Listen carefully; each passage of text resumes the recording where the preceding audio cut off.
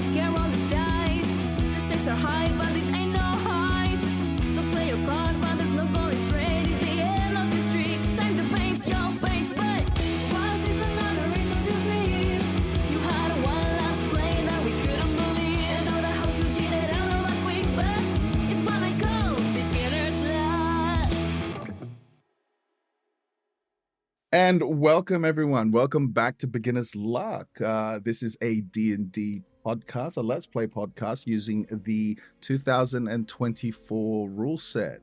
I am Larry and I am the GM of these games, and I am joined by my lovely players. Up first we have... Hi, I'm Bella. I play Annie Bones, Goliath Artificer. She doesn't like the color pink, I see. Yeah, okay. Doesn't like pink. And I guess. up next we have... My name's Robert, and I play Gordar Sevrok, the Draconic Sorcerer. And lastly, but not least, we have... I'm Avia. I play Rainer, the elf bard. He tried the Indiana hat trick joke, like where he slides under something but injured his hand. Ew, nasty. All right. And okay, so before we actually start, I do have a question to pose for each one of you. Yes, you can give me 3 level Oh, no. ups. Yes. No. Oh. Statement. I can try. And not a question. So a question that I have would be if there would be a song that that your character would have listened to on repeat. Okay, so like on a single day, they just had this one song on repeat and they either really gelled with it or like really just loved the vibe of it. So for me, as the GM, that would be Pokemon by Weird Al Yankovic. That would be mine. All right, so let's go. What about Annie? Okay. Oh, that is a tough question. All right. Because I don't think she would have listened to anything where someone was singing. I feel like Okay, she's just an instrumental girly. So like because like me, her player, lyrics tend to distract her whenever they're working. So I feel like she would be listening to maybe some like fingerstyle type guitar like Eddie Vandermeer. Or Eddie Vandermeer. Oh man, I was forgetting so many names right now. Okay, all right. Let's just go with Eddie Vandermeer. What about you, Gordar? That's a difficult one. I think anything like classical would most definitely be a big thing, but I think just because I can't, the moment you asked, it popped into my head. Probably like Kissed by a Rose. You mean my karaoke song for you, Rob? Yeah, I don't know why that popped into my head. Kiss by a Rose by Nice. Sia. That's I great. think that would be like the guilty pleasure kind of thing, like that kind of vibe of songs. Yeah. That would be the one that he would like play by himself. And then when they're with the family, probably a bit more classical stuff. I see. We should end this episode with a Kiss by a Rose. I would not like to be DMCA. Oh my Thank you. god. Not this time. And lastly, Radar, what would his choice of music be? That one song. Rainer would pick Type Shit by Future in Metro, where he's just kind of trying to get hyped, and he's like, yeah, I'm that. Oh, interesting. Oh my god. I would not have vibing. thought of that. Yeah, Type Wow. Shit. All right, well, hopefully that question has put you in the mind of your characters. So let's just go ahead and do our little recap. With our 4 prisoners succeeding the first trial of the tournament, they take a moment of respite to prepare for the next. Their wounds and signs of hurt are healed, and all there was left to do was to... In the moment of short relaxation, the bloodletter shared a memory that the weapons that he wielded, the same tools that had taken many lives, were of Annie's make. Something that she sold to him a long time ago when the bloodletter was but a... Annie, with some sense of pride knowing her creation had gone far, question now begs within her mind. With the many deaths caused by her own creation, does this mean that the blood is also on her hands? Annie would not be given the time to reflect upon this, as the next and final trial was to begin. The four of them are called back to the arena for their next challenge, a newly appointed prisoner who's dominating today's black market for tools of destruction, copper nickel, an arrogant Aarakocra who seems all too excited to be. His reputation preceded him, cries and cheers of support surrounded the arena, and the four friends enter a battle to defeat the bird brain and his barrels. The beautiful Godar, after a long and arduous battle, strikes the final blow. A wave of relief releases our triumphant coterie, with the exception of the bloodletter who whines and cries about his own woes. DJ Slipslorp calls them all in, a celebration at hand along with the presence of Mademoiselle Delacroix. As per the rules of the tournament, they were offered a single favor that could be granted. A more comfortable cell, perhaps extra currency of the realm, or even assistance for others on the outside. However, our prisoners were offered a different kind of reward, one that has never been seen in the prison before, to be let out. A proposition was made by Mademoiselle Delacroix that they would be free, and the word free was used very loosely. They were to work for her in indentured servitude, be a prisoner within the walls of Black Hole Prison, or be prisoners outside its walls. It was no real choice as they agreed to Mademoiselle Delacroix's terms, but not without a harsh reminder that they are all still prisoners, as shown with the bloodletter's brain meats splattered across the walls. And now that you're all left alone in this room where DJ Slipslorp and Glimmer has left, the guards are now beginning to direct you all to your new cells, which are now going to be provided to you up on the upper levels of the prison, closer to the with the less intimidating and less scary prisoners. So you're all brought up one by one up these long stairway, and all the cells that you're provided are more like, they're less cells and more like rooms. So as each of you enter your each individual cells, you'll find that your cell room is quite comfortable. Like there's a nice bed, sink, little toilet and writing desk. And you're expected to be prepared by by morning. You're all been given all your old gear with clothes and weaponry and everything. There is a writing desk. There's even provided like a quill and ink and sheets of papers. And any little basic amenities that anyone would require is provided for you in these upper cells. And why don't you just tell me how you guys prepare for bed? Gordar is going to... So all of our gear is like in the room, right? Yeah, all your previous gear that you were that was taken from you during the arrest is now here with you.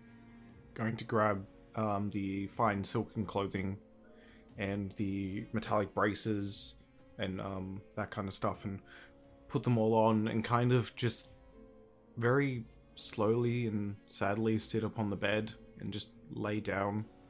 Is this more comfortable than the previous beds, or? Oh, most definitely. It's good to finally have a good place to rest, and it's just going to slowly go into the fetal position facing away from the door as the snakes upon his head just start to comfort him as just slowly starts to just fall asleep. Oh, the baby. Just a baby. Annie, what is Annie doing?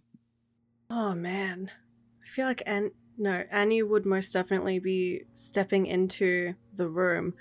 I feel like the first thing she would do is just take a deep breath.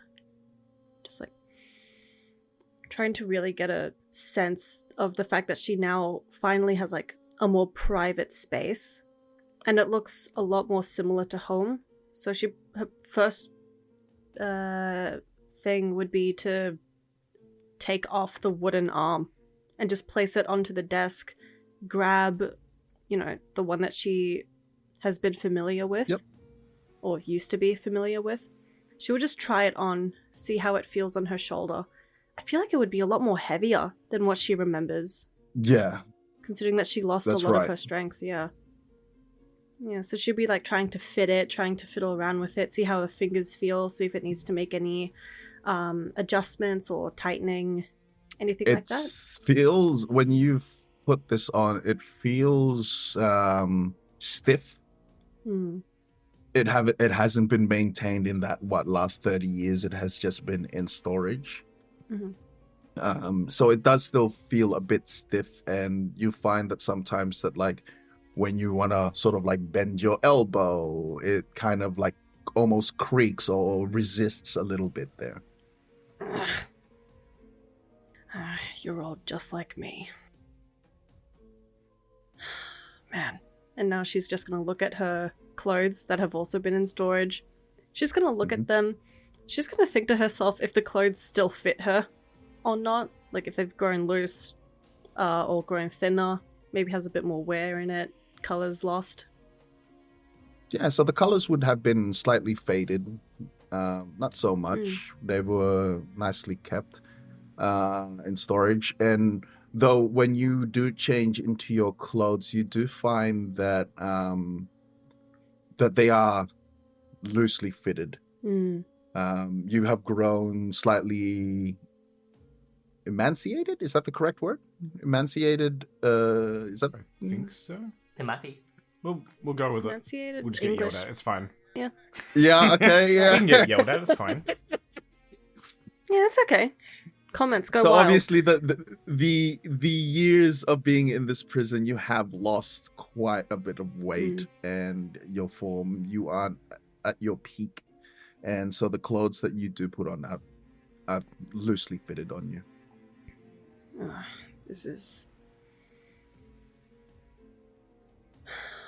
Fuck. And Annie's just gonna go to the bed and lie on her back. Does her body hurt? Laying down on like the cushiony bed after laying down on like pretty much gravel? I don't think it would hurt. I think it would have a sense of comfort.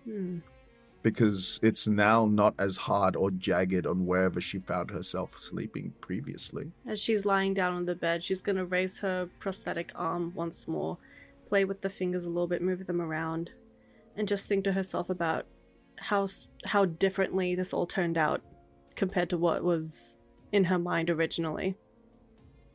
Yeah, thinking on how she was just going to be here for the rest of her life, and now she can be out, Oh, definitely. even on some sort of leash, but it beats what you previously had.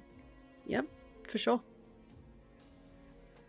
Rainer, you're now in your little room. It is a definite upgrade to what you previously had, and it is quite nice. What do you do? So Rainer at first is kind of walk into this room, kind of just look around. He's playing with his like collar of his jumpsuit right now because he's not used to this collar being around his neck. So he's kind of like playing with it, trying to give it some space. He opens up his suitcase and kind of sees his stuff, and he's just like, it kind of reminds him that like, oh, even though he's got his stuff back, it's not enough. It's just, it fits in a briefcase. Yes. Like, it kind of makes him a little bit annoyed as he kind of just punches the briefcase a little, and he's like, don't worry, this is just an adjustment, and then one day I will own multiple of these. None of my stuff will fit in this room. I'll have multiple rooms. This is just an adjustment. Let's just think on this. So, how can I leverage this situation?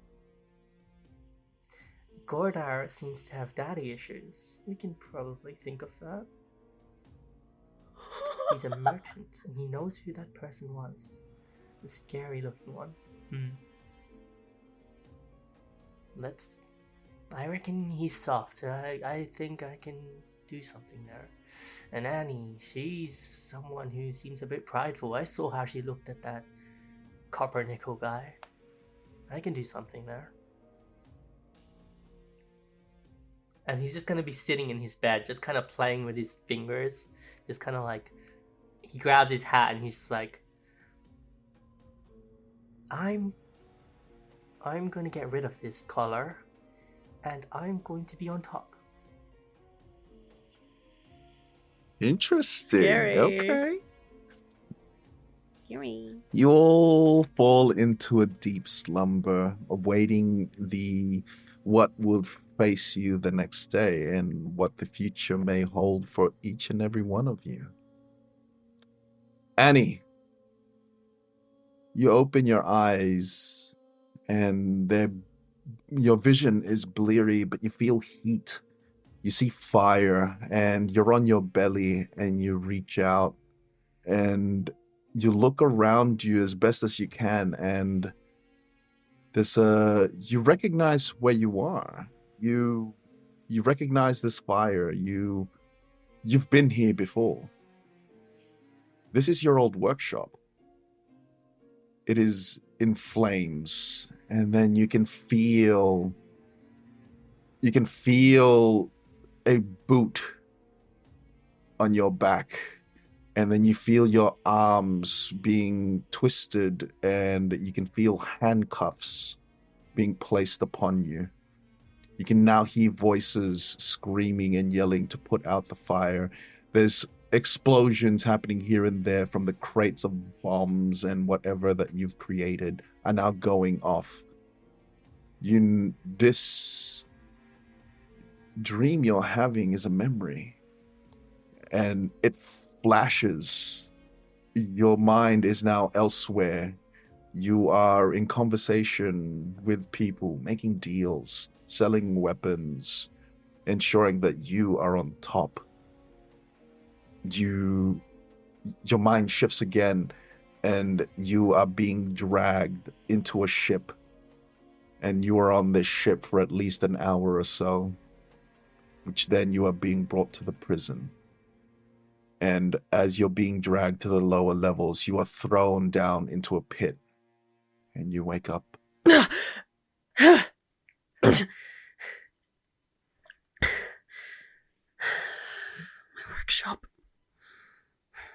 My workshop. Godar, you find yourself in a space that seems empty. Everything is covered in inky blackness. You hear footsteps, and you look down and you realize they're your own. Moving forward, you find a ring of, like a spotlight that is on you. You see on your hands, you have a whip. You continue to step forward, and there, as you move, another spotlight turns on. Turns on. So you know that sound? Tongue. Tongue. And then you see an individual there, all not strapped, tied in a way, back exposed. And you find yourself bringing the whip up and cracking the whip on this individual's back, one after the other. And that individual begins to scream. And there's a recognition to the voice and to the scream, and you realize that it is your own voice. And then as you continue to crack that whip over and over, the voice changes and the figure changes, and you recognize it from the back. The individual that you are now cracking the whip to is your very own father. You crack that whip again and again. And as you crack that whip, your vision changes and it pulls away from your own body. And you see yourself just whipping your father again and again and again. And you wake up.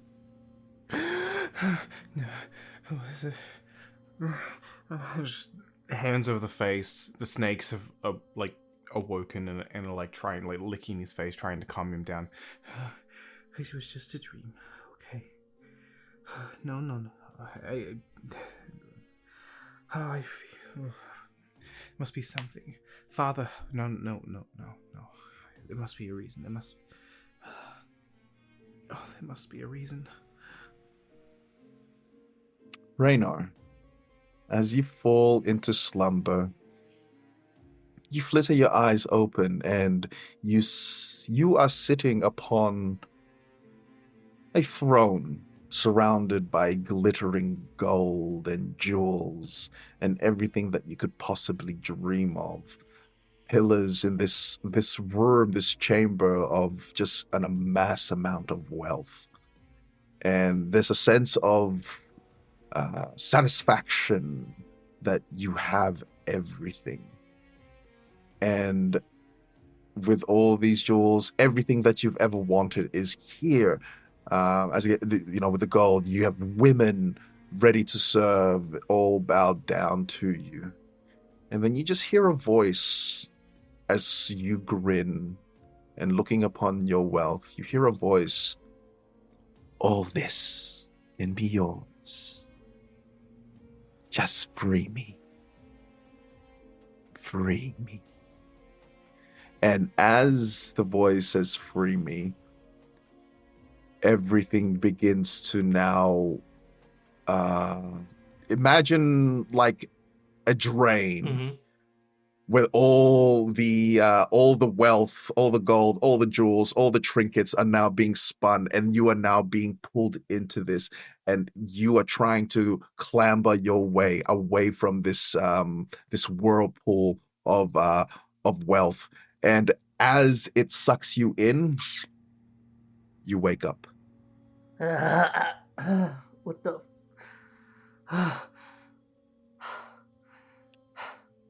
What the hell was that? As you're all awake, all at the same time, you all hear a knock on your doors.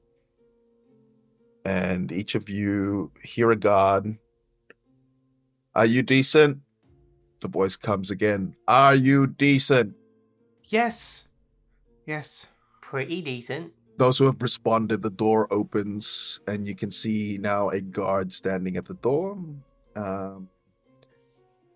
directing you to step outside. As Godar and Raynar, as you step outside, you can still see the guard at Annie's door. Are you decent? Bang, bang, bang, bang, bang. Annie will get up from the bed and just force the door open, and she just walks out by herself.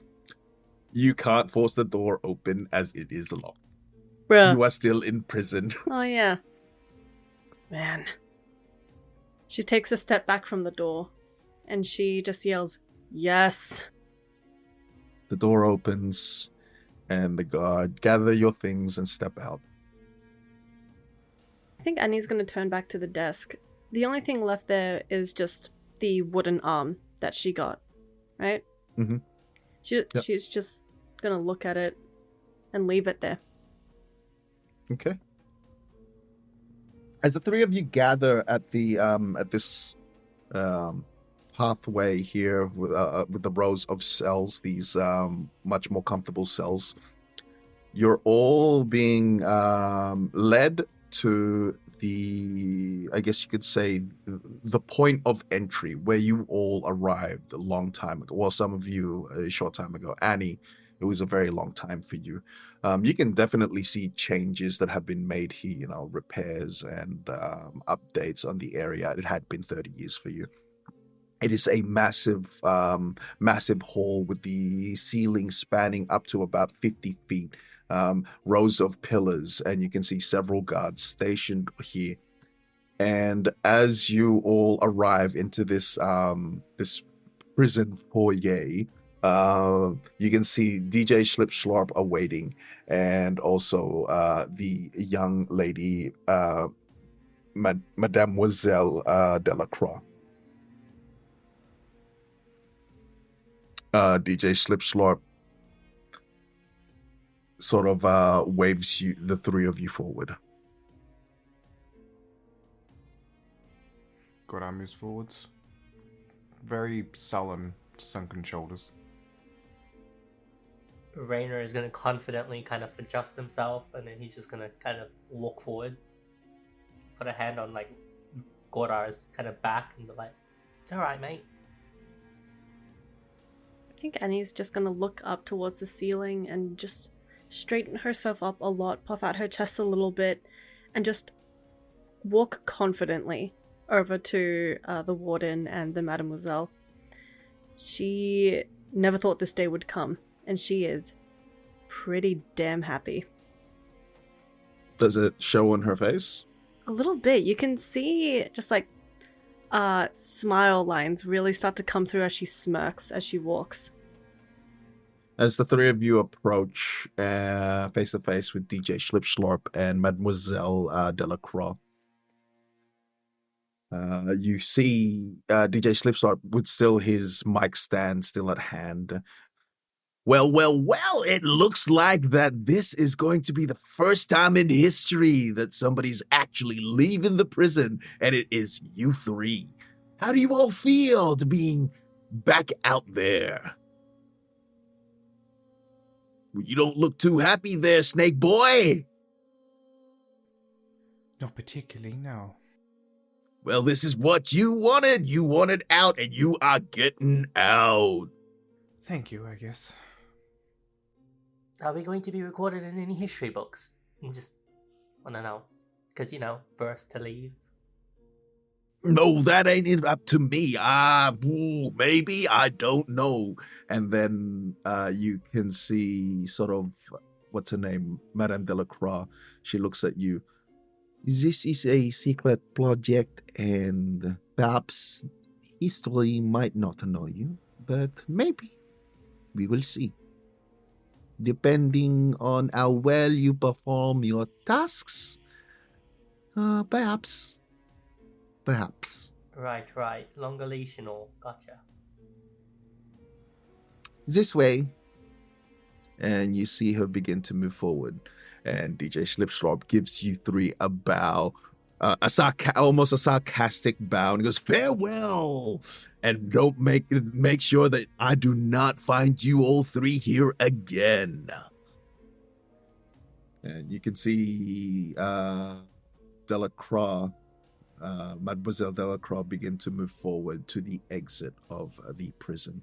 As she approaches the door, you can see the massive, almost as tall as the ceiling, double door opens up, and this just daylight streams into this foyer as she steps outside. That is bright. It is good to see the sun It's again. warmer than I remember. You're telling me. Let's take a deep breath in. What is like the smell? You smell. It's very salty. It's a sea air that is that wafts in through the big double doors. Well, shall we continue? This salt air is not good for my silks. Make your way outside, unless you want to stay. Godard is like, or the moment he said that, he's starting to walk forwards. Yep, Rainer will follow. Yep, Annie will stride forward. Three of you walk forward confidently, and as you step outside, you can see that there is there's not much to see outside in terms of this prison. The only way in this prison is by ship on boat, and you can just see the pier right here, and you can see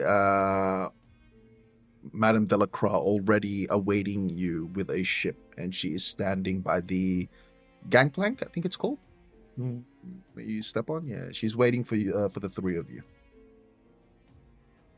Godard, we walking forwards, and thank you, and then just goes to walk across the board. As the three of you now aboard the ship, Madame Delacroix follows, and you can see men, sailors, beginning to pull the gangplank back up, and the ship takes way.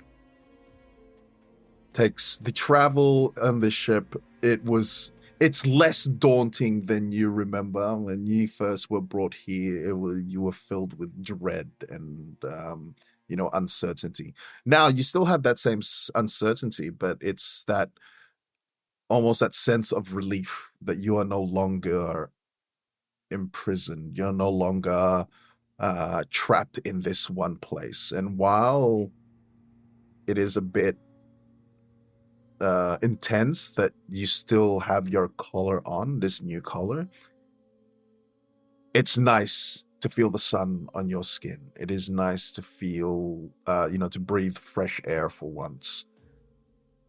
And not long, an hour on the sea, you arrive at South Shore.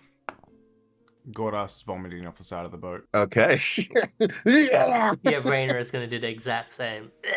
He gets seasick. I So, rolled a Constitution saving throw and I rolled an 8. so none of you have your sea legs. Does Delicious. Annie have sea legs? Ooh, let's see. Constitution saving throw. I love everyone's jumping on board. Yeah. So what did we get? Okay, Annie does not feel seasick at all. She's mostly fine. She rolled a 15 for her saving throw. I feel like she would just be sort of lounging on the floor and then just like trying to embrace the sunlight and the fresh air. Just taking a moment to herself. How's Raynar feeling during this trip? I don't.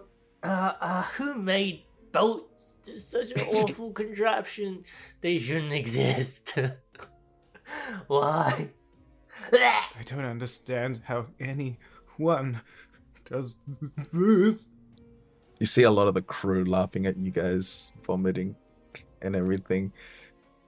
Landlubbers! This whole time you have not seen Madame Delacroix. And as the ship makes port, is that right? Yes? As the ship makes port. docks. Yeah, as the ship docks, yes. C words, I know them. As the ship docks, you see Madame Delacroix step out from the captain's cabin. And the captain also steps out. You can see that she is a bit ruffled and her clothing is not as neatly as they should be. The gangplank has now been placed and you can see her step out, awaiting the three of you. And as the three of you, what's the word? What's the opposite Disembark. of disembark? Thank you. Yes. Yeah. As the three of you English. disembark the ship, hey, I have a reason. Okay, English is my second language, even though that I've been speaking English for past 20 years. It's still my second Skillshare? language. Skillisher? Same. So, as the three of you disembark the ship, you can now see a carriage awaiting the three of you. While Rainer, Godar, you have been here the South Shore, quite recently, and Annie, you haven't been here in 30 years. The two of you, though, you've noticed that the place it looks like it was just hit by a cyclone or a tidal wave, and you can see folks that are, still trying to. There's been repairs that are going on with the buildings and such, and people are you can still see at this point now the business are opening up and people mingling and then just going about their day. But this borough of the city seems to have been hit by some disaster recently. Oh goodness, what happened here? Yes, well, it would seem that there was some sort of incident recently that happened, some sort of explosion out on the ocean. Explosion on the ocean. Yes, quite a big one in the ocean. What kind of idiots would do that? Yes, that's a very good question, and those idiots, rest assured, have learned their lesson. I'd love to speak with these idiots. Do not worry about them. However, before we do leave, there is, and she looks the three of you over. Even though you are all wearing your clothes from when you first arrived at the prison, you all look still rather filthy. So come along, we will bring you somewhere that we can clean you all up. So she directs you all into the stagecoach, the carriage. And How small is this coach? it's sizable. It's a sizable carriage. In fact, it's so sizable that it has a division where she can sit on her own away from the three of you. Is this 7-foot Goliath going to be able to fit inside I would say yes. easily? Okay. Well, Alright. when you sit, the top of the carriage is just sort of like touching your head. Yeah, okay, in that Yeah. case, Annie's They've just cut out going a to like... sunroof for her. head. Yeah. No, that's mocking her. No, Top she's tier gonna style. slouch. She's gonna slouch in her chair and just look outside the window. Yeah, so the travel doesn't take long, and you're going through South Shore, and you can see that almost this entire borough has been hit by something. Water damage here and there, and the continuous repairs that people are doing. Some of them you can see a band of dwarves who are with their fluoro vests just working on some of the buildings. Some of them seems to be like just regular guys who are making repairs on buildings. You come to a stop. You can hear Mademoiselle Delacroix take a step out, and she knocks on the door from where you are. Come out. Right. I'm just gonna get I out. suppose we shouldn't keep her waiting. Mhm. Opens the door. And as the three of you step out, you come face to face with one business that doesn't seem to be affected by the onslaught of the disaster that had befell this borough not so long ago. And it says at the top of the signage, it says, what would it say? Flows, beautifications, not saloon, salon. Saloon. That's a different thing. Yeah, that's a different thing. Most definitely a different thing. Oh, thank goodness, I have been needing a pedicure. Pedicure. Hey, what? What? We're here to be cleaned up and made proper, correct? What's a pedicure? Isn't Come along now. aren't pedicures for? Never mind. Anyone can get a pedicure. But what is I it? don't want anyone touching my feet. It's feet? Oh, no, it's not exactly feet, as we're, like, walking along. Well, it's where, sometimes you need your cubicles pushed back and trimmed and everything to make it look nice and proper. Nice and proper for who? Oh, this is going to be a long day. We need professionals. Come now. Do not touch me. I would never. As the Okay, three, Gardar. Teach me how to be fancy. as the three of you step in, you are immediately greeted with like these soft, calming tunes that are playing within this establishment. There is a reception desk not too far from you. There's like waiting chairs, and the place it seems so clean and pristine, and all the counters are white, like marble white. The walls are very much all white, and it's also just as you enter, you can see a bouquet of flowers that sort of greet you as you come in, and you can see a lady, dragonborn lady, there at the front counter, and you can see Mademoiselle Delacroix just approach. I will have this three cleaned up, please. They are absolutely filthy. Have their clothes cleaned up and have their faces and whatever they need to be clean. You can see the dragonborn lady look at the three of you, and she looks at Mademoiselle Delacroix. We do not serve there, and immediately she dumps down like a large sack of gold coins on the table. Oh, right. And then the dragonborn claps her hand, and you can see 3 slender dragonborns come out, to which now each of them take you by the hand and guide you. And Yes, I need deep tissue massage on the thighs and the lower back, but don't go to the higher back. The higher back is a light massage. It needs to be, otherwise the girls upstairs do not like it. It affects them too much. I need a pedicure on all of my hands and my feet. Again, stay away from the girls. They do bite. A deep emerald coloration would be perfect for the nails. yes, Yes, and some kind of mask. What do you have? masks. Yes, like, do you have a mud mask? Like, what kind of mud mask do you that use? sort of mask is that you're referring to, like. You mean our facials? Yes, of course. Yes. We have several different sets of facials, and then she shows you the one that's leading you is like explaining all the sort of facials that you have, and this is our most premium facial that we have, blah blah blah, and cucumber that has been grown. Well, of course, only that one then. I don't need anything else. So with your request, you find that this young slender dragonborn girl is now serving to your specifications, and everything that you've asked for has been fulfilled. Rainer, what is your expectations of this place as you're Right. being guided?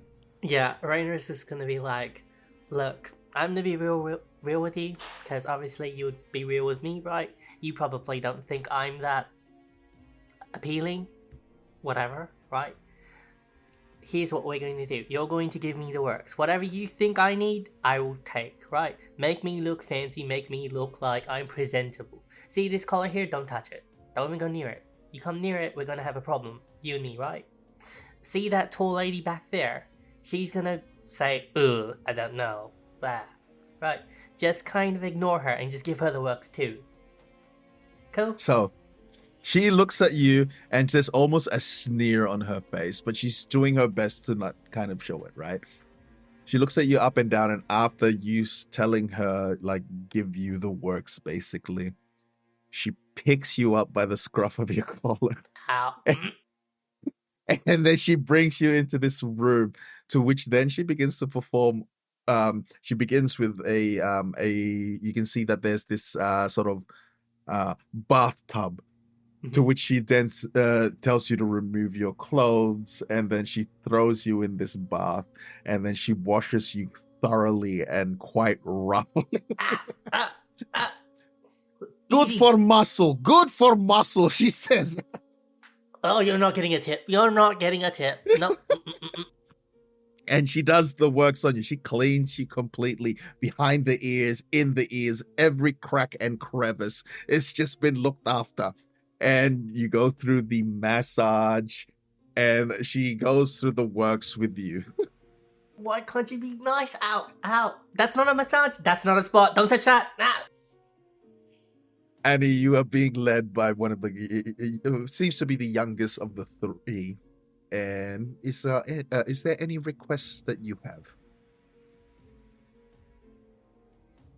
Very good. She leads you into the room, and you can see a bath. If you would kindly remove your clothes, and we can give you first a deep bath. And he's going to like look down to her right shoulder and just see like the very uncomfortably long length of hair that she has, just kind of draping down almost to her mid-thigh. And she's just gonna like pick it up and sort of not brush it, but like swing it around, I guess. She's gonna look at the beautician and just say, cut my hair. Very good. And she leads you into this room. I and can bathe myself. much like with Thank Rainer, you. you can see that there is a bath there. And she asks, could you please kindly remove your clothes, as we will bathe you first? It is part of the package. Okay, can I get some privacy? I would ask that we Not perform the like- bathing for you, as it is part of the package and it has been paid for. And she's gonna like take off her articles of clothing, and she's going to now I'm trying to figure out the word for taking off her arm. Detach? Yeah, that's it. She's going to detach her arm and she's going to place it neatly amongst her pieces of clothing and just sort of lay her shirt on top as well so as to not get any water on it. And then she's going to stand next to like the rim of the bath. She's going to look over to the beautician and just say, "Now what?" It would be the same situation with all of you where as you're standing by the bath, they would have asked you to step in the bath itself. And each of the beautician would have taken the clothes or whatever that it is that you've had, and they would have taken it away. So you've gotten your bath and whatever else that all of you had requested had been performed all in this one room that you're all each in. And you get your haircut. And what does this new haircut look like? Don't know. I don't know. Because, like, usually for Annie, she would have just had, like, a short pixie. You know, maybe an undercut here and there where it was just completely shaven. But just so long as it's out of her face, she doesn't really care. I think this time Annie would have wanted to keep some of the length. Okay. Especially the one that's close to her face. She kind of likes the feeling of it, enough to be pushed back. I think she would have had like half of her head completely shaven, or at least had a fade, and then just on top just be pretty long. I would say like collarbone length, so, just enough so that she could tie it up. Oh, I see. Okay, cool. So as you've gotten your haircut, as you all get your mani-pedi and massages, each of your beautician has returned with your clothing, your articles of clothing, and you find them all nice and clean and pristine, mended in places that need to be mended if needed to be mended. And you also find them all with the scent of roses, as if it was almost kissed by a rose. What is this smell? Nice one. I'm just picturing the camera as well, like going past the rooms. You see, like through like the little window, you see like just the haircut, nice little haircut, goes into like Gordar, just like laying like just like each hand being painted, just like in a robe, like a deep massage happening, like, and then it goes into MMA wrestling. Getting all twisted and contorted. Being completely manhandled by Oh like my big Russian God. dragonborn. Big Russian dragon. But yes, you now have all your clothes, again, with almost kissed by a rose. Ha ha ha. And you can see each of your beautician is now awaiting for you to dress with their back turned so they can lead you out. Gora gets dressed in the silks, puts on the metallic like oh shit, now I'm running out of words. Bracer, I think it was. The braces and like the two metallic bands that just go over, because the robes itself is pretty armless. Yep. And then it's just like metallic little bands that go across like each bicep, and then the braces. And then cinches it all together with like a big like metallic kind of like waistband. Okay. Like belt kind of thing. As you're all led out, you can see Mademoiselle Delacroix waiting for you. That is a lot better. You all look cleaner and smell a lot cleaner. And it's hard to read her, even with her it's hard to read her considering the mask that she's wearing, you know, that sort of like half-plague doctor's mask, and you can only really see her her mouth, you know, her what's the word here? Not perky. Well, we're all just losing our words today, aren't Yeah, we? no. Mm-hmm. What?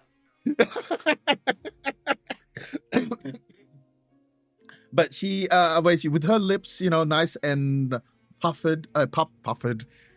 Yeah, okay. There you go.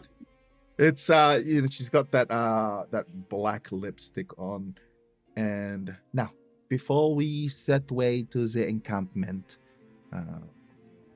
we can make a few stops if you require it. This will be the first time that you are back in the city, so surely there are places that you want to make one quick stop to. My workshop, if we can. Well, is it? I thought your workshop was destroyed. It's on High Street. I'd like to see it for myself. Interesting. Why is that interesting? I understand that your workshop was burned to cinders and nothing was left. Everything was either confiscated or destroyed. And you're telling me that your workshop is in High Street? I thought your workshop was all the way at Edgewaters. Is there something you are not telling me? She's going to turn back to Godard and Raynor and just sort of lean forward to Madame Delacroix. Or like, rather, not lean forward, but like lean down Yeah. to talk to her. Just like, this is another separate place. It was my own personal workshop. You can almost hear a tinge of excitement in her voice. Oh, quite fascinating. Interesting. And you, nobleman, is there anywhere you'd like to go? Kind of hesitates for a second for, yes, I think I would like to see my sister. And where would that be? She's got a bakery, called the Mistletoe. I'm in McKinley Park. McKinley Park. I'm sure we will be able to find that place. And you, little one. She steps real close to you. Where is exactly would you like to go? She's like almost pressing herself on you. I want to go to Intilly proper. All right. Anywhere else specific, or you already know the place? You can direct us along the way. I know the place. Don't worry about it. All right. Can I just quickly say something to the people that will help us? Just before we leave. You can see that the main Dragonborn lady is there at the reception. You no longer see the three beauticians that have assisted you. Is there any feedback you'd like to leave? In the kindest way ever, tell that fucking Dragonborn lady to lay off. He just kind of flips her off as he just kind of steps out of the room. The Dragonborn sighs. Noted, almost with a sarcastic tone, even though you're all cleaned up and everything. Okay, so you now make all your way to the coach, and you can see Madame Delacroix talking to the driver. We will be stopping at McKinley Park at a place called the Mistletoe, a bakery. And next we will go to this address at the High Street. And lastly, I believe that we will be heading to Antilly proper before we leave. And the little one will guide you. Perhaps you'd like to sit on front. She turns to you, Raynor. No, I think it's better I stay with these people, team building and all. Very well. And she climbs into the coach within her own partition. As we're like setting off and we're in the carriage, Godard kind of like just catches a whiff. Ew, roses? Oh, they used roses. Roses are the flower for the poor. Oh, Excuse me. I knew I should have said something. I knew I should have said something. Mm-hmm. Lily of the Valley is so much better. I don't understand why everyone keeps going to roses. I think it was that big marketing scheme a few years ago that roses are for all the romance. Mm-hmm. All flowers are beautiful. Yeah. Okay, it's oversaturation. I want to break into song right now. You cannot. I know. And he's going to look to Godard and just say to him, you do realize that roses are less known to be poisonous and are more accessible than Lily of the Valley, right? I know. That's what makes Lily of the Valley so much better. Not everyone can have it. That does make it more rare. It makes it rarer. It makes it more special. This, anyone can have a rose. They just mark it up by so much. You make a good point. We did pay for a premium package, and we deserved a premium product, right? And look what they did to Annie's hair. Like, jeez. Oh, yes. What happened to your hair? Oh, please, I asked for this. You asked for it? You asked for that. Before I got into prison, I didn't like hair in my face. After 30 years of not having a haircut, I grew accustomed to long hair, so I decided to keep half of it. That is all. Wait, do you have to cut your hair? Sorry. That's a thing you have to do. Yes. As, like, the snakes Yeah. upon his head just kind of, like... I Oh, see. That's such an inconvenience. It can be. Yes, is it not an inconvenience to have literal heads on your own head? No. The girls are the best thing to ever happen to me. So you can't control them. What? No. Interesting. I'm learning so much. As am I. But if you want to look like a hillbilly rock star, go for it. Easy peasy. Excuse me? I mean, okay. Don't you look like a Godar, help hobo? me out here, please. I mean, I can't say anything without saying something about you. What happened to you in there? I was in such a zen, and your screams came through the walls.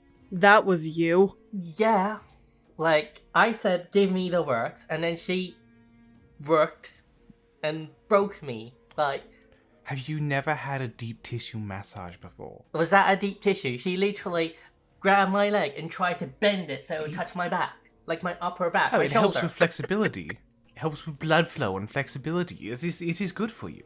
I have to agree, I do feel a lot more loose. I must have been carrying so much stress. Great, you guys got the premium experience, and I got some fucking cheapo.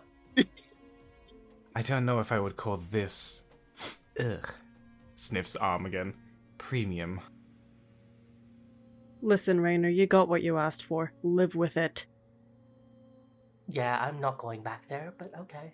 Yep. Mm-hmm. And as your conversation continues, you find that your carriage has come to a stop. You look out the window.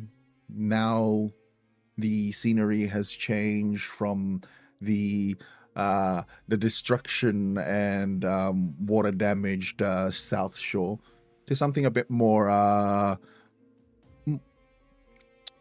more dry and less damaged, and cobblestone roads and buildings that resemble the Renaissance period of Italy, small village vibe. And you look outside the window and you see that you have come to a stop to a place called the Mistletoe, a bakery. Out the front, you have a few you have a few tables where people are enjoying their pastries and coffees. Just nice, simple windows with like those awnings, and it seems to be people are just having a nice, quiet time. Oh, this is my stop. Feel free to stay here. I won't be long. Gora's going to exit and walk into the shop. You can see that the store in itself, this bakery or patisserie, is a buzz with customers. There's quite it's quite busy at this time of the day. It's around it's almost lunchtime. It's not lunch as of yet, but already people are getting ahead of the rush, which then causes this to become a rush. And you see servers tending to some of the customers, bringing out lattes and coffees and such, or like pies, and both savory and sweet. And not too far behind the counter, you see your sister. She is working the counter. So you see a feminine figure, long black hair going down her back, tied up into like a long like ponytail, like and braided down, to keep out of like the brown apron with just basic clothing underneath. The figure looks more humanoid, a little bit like Gordar, but without the snake hair. And more human in proportions, but with like the snake features of like scales and all that kind of stuff. But rather than having like the more elongated hands and slightly shifted and more shaped face like Gordar has, hers is more rounded and very much more human. Gordar is just like, hey sis, hi. As she looks at you, it's almost as if she is shocked, surprised. Oh my God. Oh, Stacy, can you take the counter for a minute, please? And she approaches you, and then almost at a rush, she dusts herself off of all the flour and crumbs and whatnot, and she immediately comes in for a hug, and she squeezes you tight. How did you get out? Gordar's instantly going to reciprocate and just like hold her like as close as he can, just like for a deep hug before oh yes, well, you know, father has been a bit too busy to get me out at this point, so I was able to pull some strings and got out on my own. I think, come, take a seat. And she leads you to a table with 2 seats in it. Sit, I'll bring you something. Oh, yeah, of course. And he sits down, kind of like looking around, like very beaming and like happy in this. And what was your choice of drink at a cafe again? Do you recall? I believe it was chai. Okay. So she goes back behind, the counter once more, and you see her preparing a drink for you. And she comes out like with a chai of your choice. She's made your favorite drink, and she's also brought out a piece of pastry for you to enjoy. Have something to eat. Oh, I do love your pastries. Thank you. Now, I know you said that father was supposed to get you out. Yes. I haven't been home for a long while, but I do hear things. And father's left. Someone told me this as well. I don't believe it. Do you really think our father would just leave like that? Brother, he's gone. He can't be. We have spent so much in building our family here and getting well established with all of the other nobles. There is no way that he is gone. And if he has, it's just on a business trip. No, he took the rest. If you go back to the house, you'll find that it is empty. All the businesses has been shut down. It doesn't make sense. Do you think he'd be so hard on us if he was just going to up and leave? Brother, why do you think I left? I know why you left. It's always been a soft spot for us. I still believe in him. Okay, and I know Brother, that he used you as a scapegoat. No, he was coming back for me. He was never going to come back, brother. You have to understand. He's up and left and had you. If I could have done something to stop that and kept you out of there, I would have, but they're all gone. I'm the only one left in the city. Kind of like shock, kind of like hits and kind of abruptly stares after like about to take a sip of the chai. Our siblings are gone too. All have gone with father, I presume. They wouldn't leave us. I went back. I said I would never go back, but after I had everything and after everything that I heard, I returned home. Empty. No one was there. And it was almost as if they left in a rush. I'm sorry, brother. But I'm glad you're out now, and that's all that matters. Well, Do you have a place to stay? Part of me getting out is I had to make a deal of sorts. I have to help them out here. So Who? the Delacroix. You see her face almost sink.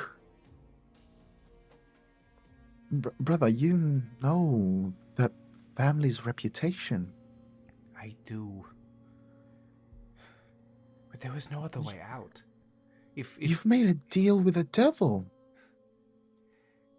well, I'm sure we can renegotiate at a later time once I've helped him out enough and Father is back and we get this all sorted.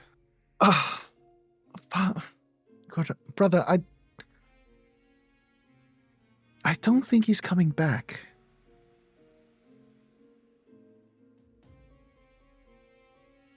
Now, how can we get you out of this predicament? For now, I just need to do what I can. He kind of like pulls down the silk a little bit to show like the necklace. This, the chain. I can't go AWOL or do what I want as much yet. But I'm sure that if I do good work with them, Father's trained me well. I will be able to make them enough money where I can buy my freedom. You're still a prisoner. Better than being a prisoner in there. The bell rings from the door. Bling-a-ling. And you see Mademoiselle Delacroix step in. Oh my God, so that's her, isn't it? Yes. You see your sister stride over to Oh, please don't, Sarah. and how tall is Sarah? She'd probably be like 5'5". Okay, so even at 5'5", she still kind of towers over Mademoiselle Delacroix. Mademoiselle Delacroix stands at 5 feet, right? And she almost towers over her, and you hear your sister. I demand to buy my brother. You hear Madame Delacroix. Oh, a former noble thinks she has money, and then I have enough money to buy off my brother. I do not think you have that kind of money. But you can certainly try, and I will let you know right now that the price that you offer will be nothing. You will not be able to afford him. The city needs him. What do you mean the city needs him? And you see her rush behind the counter, and then you just see her pull out this huge chest, and she opens it up, and she's like pulling out all these receipts. And then she's bringing these receipts, and she goes, here, I can present you with this amount of money within the bank, blah, blah, blah. And she's like trying to buy you off. And almost like a sneer, she's like, oh, darling, that is certainly not enough to buy your brother off. Perhaps if he's a good boy, I would perhaps allow him to visit. But go now. It is time to leave. As my sister is like placing like the receipts and like showing like the statements and all that kind of stuff, Gordo has like come up behind and like put her hand on like her shoulder. It's okay. We can organize this later. You can't do this. It's sister, please. This we can get this to work. Okay, we just need some time, and we can wrangle up some assets. We can do this. It's just going to take time. And in that moment, in a very rare display, you've never seen, very rarely would you ever see your sister angry or distraught in this sort of way. And she just yells out, "Shop's closed, everyone out!" As she just sort of hugs you briefly and rushes off to the back. Give her just like that, high pressure hug. The snakes as well also come in and like kiss and like hug her that little bit. And as she runs away and Gordar starts to walk out of the shop, the snakes are all like looking towards her, like quite limply and sadly, just like wanting to go back to her. Yes, well, it is now time for us to leave. I hope you had a very pleasant reunion. Well, it was. It was. And Gordar's going to follow out into the carriage. You step back into the carriage with the two. While this was all happening, what was happening between the two of you in there? It was just Addie and Raynar in the carriage. Did you guys just sit in silence? What was happening? Annie and Ray are sitting in the carriage. No, I'm joking. Ew. I'm kidding. Okay. Would we have talked? I think Reina would have talked, but I don't know if Annie would reply. Would try, Probably yeah. not. Probably not. Annie would probably just be staring outside of the window, possibly have rolled it down as well, and just trying to, like, listen to the city, just trying to... Yeah, just listening, hearing, like... Listening and hearing, that's the same thing. Yeah? No, Just- no, not necessarily.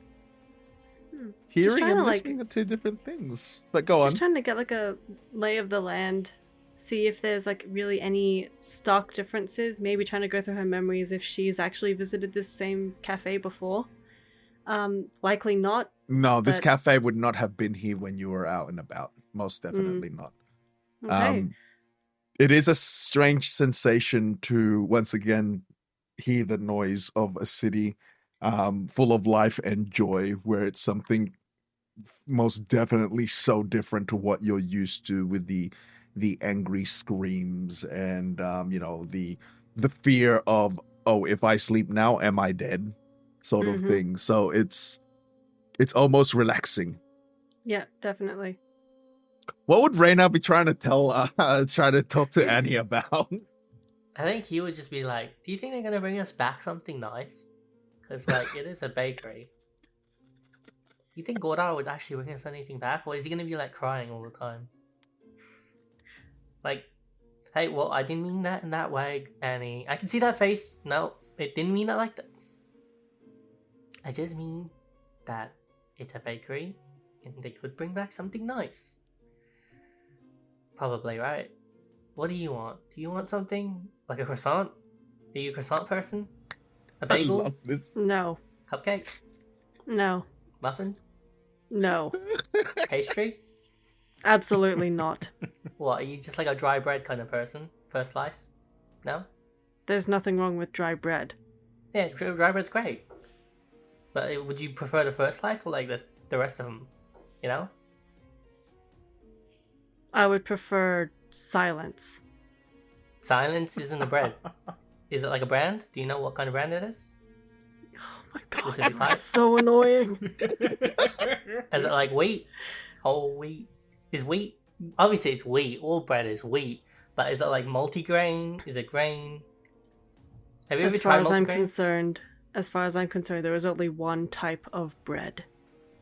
What kind? Bread. I mean, yeah, there's multiple types of grain. Like, did you hear that they have multi-grain bread? It's supposed to be healthier for you. But, like, I've never tried it. You think Gordar would have seen it inside this kind of noble bakery? And he's just gonna, like, roll her eyes and lean away from the window and fully face Raynor now. This is fucking amazing. As you're chit-chatting and trying to prompt her about the bread, Yeah. the door opens and you find Godar entering with no pastries in hand. Hey, Gordar, you know there's multiple types of bread, right? What? Yes. Annie thinks there's only one kind of bread. Yes. Only one. I mean, Usually comes in a loaf. You just eat it like the loaf. that is a type of bread, yes. But there are literally thousands. There's thousands? I thought it was like 3.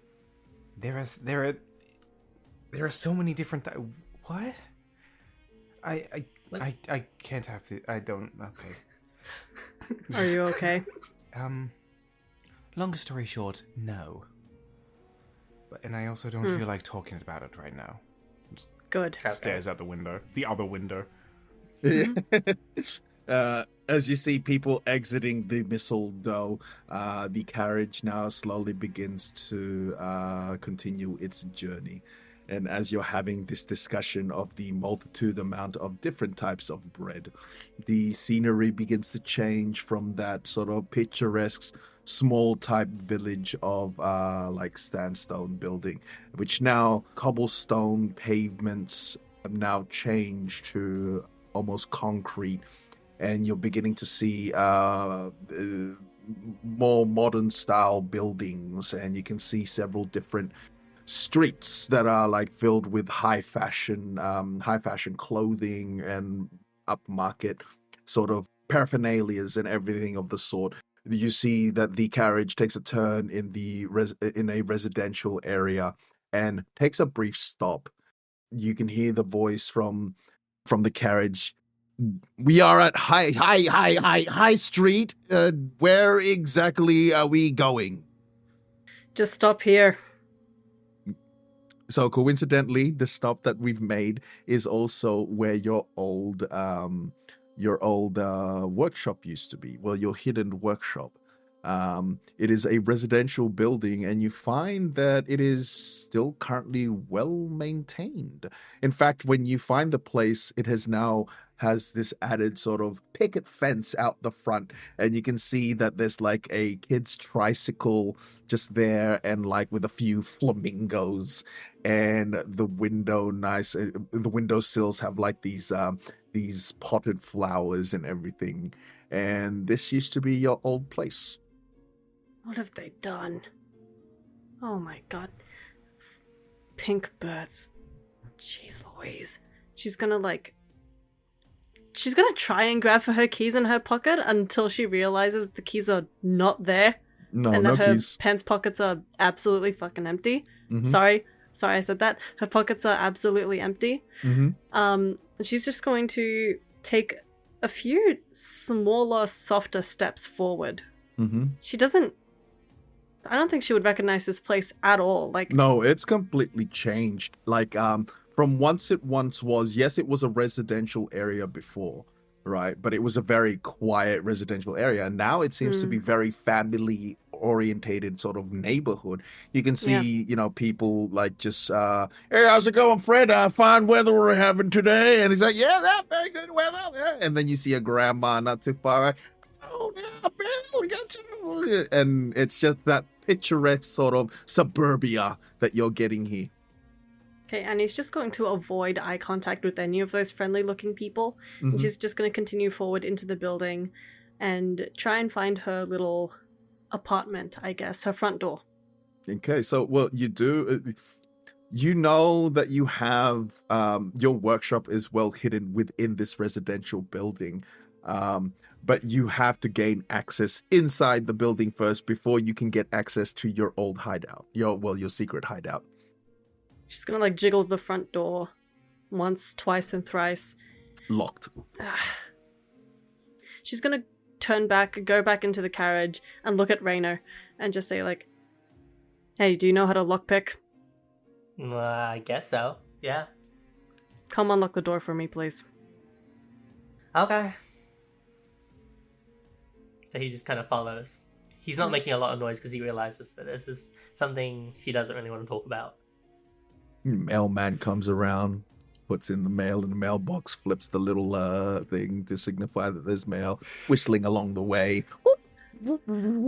What a lovely day! God, this place is so happy now. So you approach the door and you want to pick the lock, is it? Yep. All right, go ahead and give me a sleight of hand check.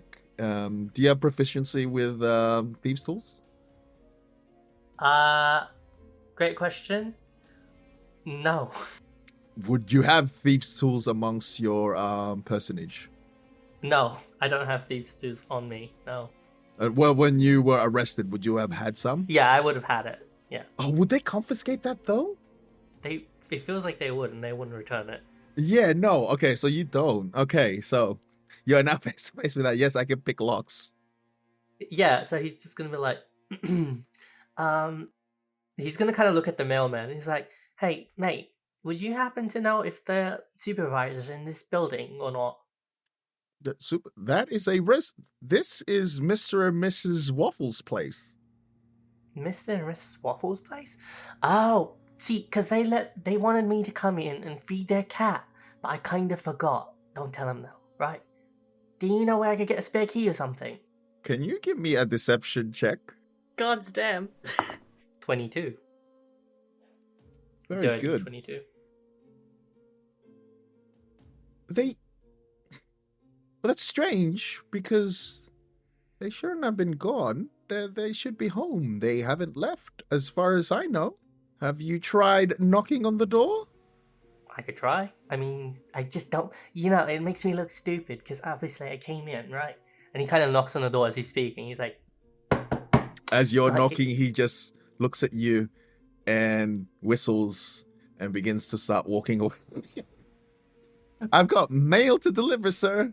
And then you Right. see him to the next property. As you're knocking on the door, it slowly creaks. Oh, well, it doesn't slowly creak open. The door swings open, and you see a portly fellow, a Kalistar. Yes, can I help you? "Yep." So I'm a building inspector, right? And this over here, she's the person who kind of like measures how tall the building is. Because have you ever felt like your ceiling kind of height? It feels like it's not enough, does it? Well, It could be against regulation. Yeah, that. never really thought about it. Building inspector, so who sent you? The council. Like, you see, because this is an old building, right? It's been here for a long time. The buildings around us, they've been renovated because lots of families, a lot of people around, right? So obviously they want to make sure that this place is up to code. And you just as you're yapping, you see just like these two kids just run out, and they're like laughing and giggling, and then one of them sort of tugs on you, Annie, and it's like, haha, you're very big, and then just runs off and then gets on his like little trike. They're like about around 4 or 5 years old, these two kids, and they're just running and playing in the yard, and then they start picking up all these like little things, and then like they're starting to throw rocks at you guys. Ha ha ha ha. See? You've got kids. You don't want them to be injured or anything. How about this? You, me, and the kids will just take a step back. We'll let her do her thing. She won't break anything, I promise you. We'll reimburse you for anything, any damages. Not that there will be. And then, all is good. Honey, we have a ceiling inspector that's going to check out the place. And he... maybe give me another deception check. Cool. Does that call for Annie as well? No, he's not really dealing with you. He's talking to things, so you don't need to deceive, I don't think. Unless you're doing something that may put his game off. But so far, he isn't paying attention to you. No, she's just Yeah. standing there, arms Yeah. crossed behind her back, and just standing a bit too proudly. Yeah, so he's kind of... so he keeps talking and he's like, I got a dirty 24. Perfect. Okay, so, why don't you just go ahead inside and just make your ceiling inspection? I'll be right here watching the kids. And then So you can if- feel some rocks being pelted at your back, Annie. You're so big. Giant lady. I do not like kids. She's gonna step inside the complex. Mhm. Does it look that familiar at all, or is it like completely different? Well, okay, so from what you know for your hidden warehouse workshop, it's just straight ahead from where you're standing. So from where you're standing, like this, there's a staircase going up, and then there's a little sort of hole, like a passage which ends at a wall. And you'll see that it still has the old gas lamp, which hasn't worked in years, and it's still there. And you know that that is your entry. So all you need to do is twist the thing. Great. Annie's just gonna quickly peek behind her shoulder. Are Mhm. they looking at her? Uh, Mr. mm, and Mrs. Waffle? Well, you have not seen Mrs. Waffle, but Mr. Waffle Okay. is like watching the kids. Okay, great. Annie's just going to play the part and just look at the ceiling, touch the ceiling, hmm move a few steps forward, touch the ceiling again, look at the corner of the ceiling with the wall, Mhm. touches it, walks a few more steps forward, touches Yep. the ceiling again. And then finally, when she reaches the gas lamp, she just pretends to look like confused at it, like rotates the gas lamp, hmm As and you, I hope the door opens. Yeah, so as you turn this gas lamp, the wall slightly pushes back, and then you see that it now begins to sort of ascend. And as it ascends, it now gives you access to your old workshop. And he's going to turn behind her, make sure no one's watching her, and she's gonna go in. And Mrs. Waffle is just right there. Well, I have never known that there was a room right here. What do we have? Oh, there is so much more room here for activities. Ma'am? Oh shit. Ma'am? Hello, ma'am. She steps into your old workshop. Now ma'am. look at all these things. Ma'am. Oh, this is certainly... And she pulls out a feather duster. It is quite dusty in here. And she's like Yeah. dusting away. Yes, ma'am. That is very important stuff, I think. I'm not sure. Now, The you building said is you quite was old, the so... inspector? Yes, that is Now, how did correct. you find this room? I ain't never seen this room in my life. I've been in the business for some time, and with old buildings, they usually have secret rooms and such. We just need to make sure that it's all up to code and see. Oh, how exciting! How exciting! You think the children would love it in here to make it a little playroom? No, absolutely not. Old Oh, buildings like but this look are at these. known We for can criminal cer- activity. And you can see her like dusting, picking up. Now we can certainly throw these things out. We certainly don't need No, these. ma'am. And then she's like picked up like one of the huge wrenches. Now this can Ma'am, definitely go. please don't touch that. That is quite expensive. Oh, Harold, did you see this No. secret room that we had over here in the house? It is No, quite sir. lovely. We can turn it Sir, into this a is- nice little playroom for the children. Ma'am, I am telling you right now, this sort of space is not safe for children. Oh, yes, sure. No, certainly right now it isn't, but we can certainly convert this whole room into something quite nice. Please allow me to inspect it first and make sure there's not anything dangerous in here. Oh, forgive me for keeping you in your way. I will certainly step outside for a brief moment, but now I'm going to have to speak to Harold about this nice little secret room and see what we can do about this little place. I will Yes. be sure it is all spick and span for you. You see her sort of like waddle out. My, secret room. How lucky are we? As she steps outside speaking to Harold. Right now, you now hear this lady who's like talking to you, and oh, you must be the other inspector. It seems to me that the young lady, the fine lady over there has seen Harold. She had found ourselves a little secret room, found a did little she? playroom that we can convert into for the children. Something Glad to hear it. And she's Right. just like waffling on. Yeah, he's just gonna be listening. He's gonna be nodding. He's just gonna be like, "Yeah, let's just get everyone away from that room just in case." Yeah, you and me, we'll keep talking. So tell me, have you tried bread? Oh, honey, I've been baking my own bread for a very long time. And this conversation rolls on about bread. Yeah, I'll just Annie. let Annie do her thing. Mm-hmm. You are now in your old workshop. This room, you can see some of your old things that you have kept hidden from the rest of the world. And this room has not seen a person. No one has stepped in here for the last 30 years. The first thing Annie's gonna do is try and find the old switch or the old knob to shut the door. You know exactly where it is, and the Perfect. is now closed. Okay. All right. And the first thing that she's going to do is she's going to here it is. So I'm just reading through it. There's a little thing for artificers called replicate magic item. Mm-hmm. Of which, when you gain this feature, choose 4 plans to learn from the magic item plans. Mhm.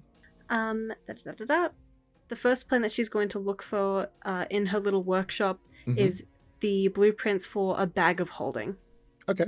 So you know where everything has been untouched for the last 30 years, minus when Mrs. Waffle came in here and did her thing.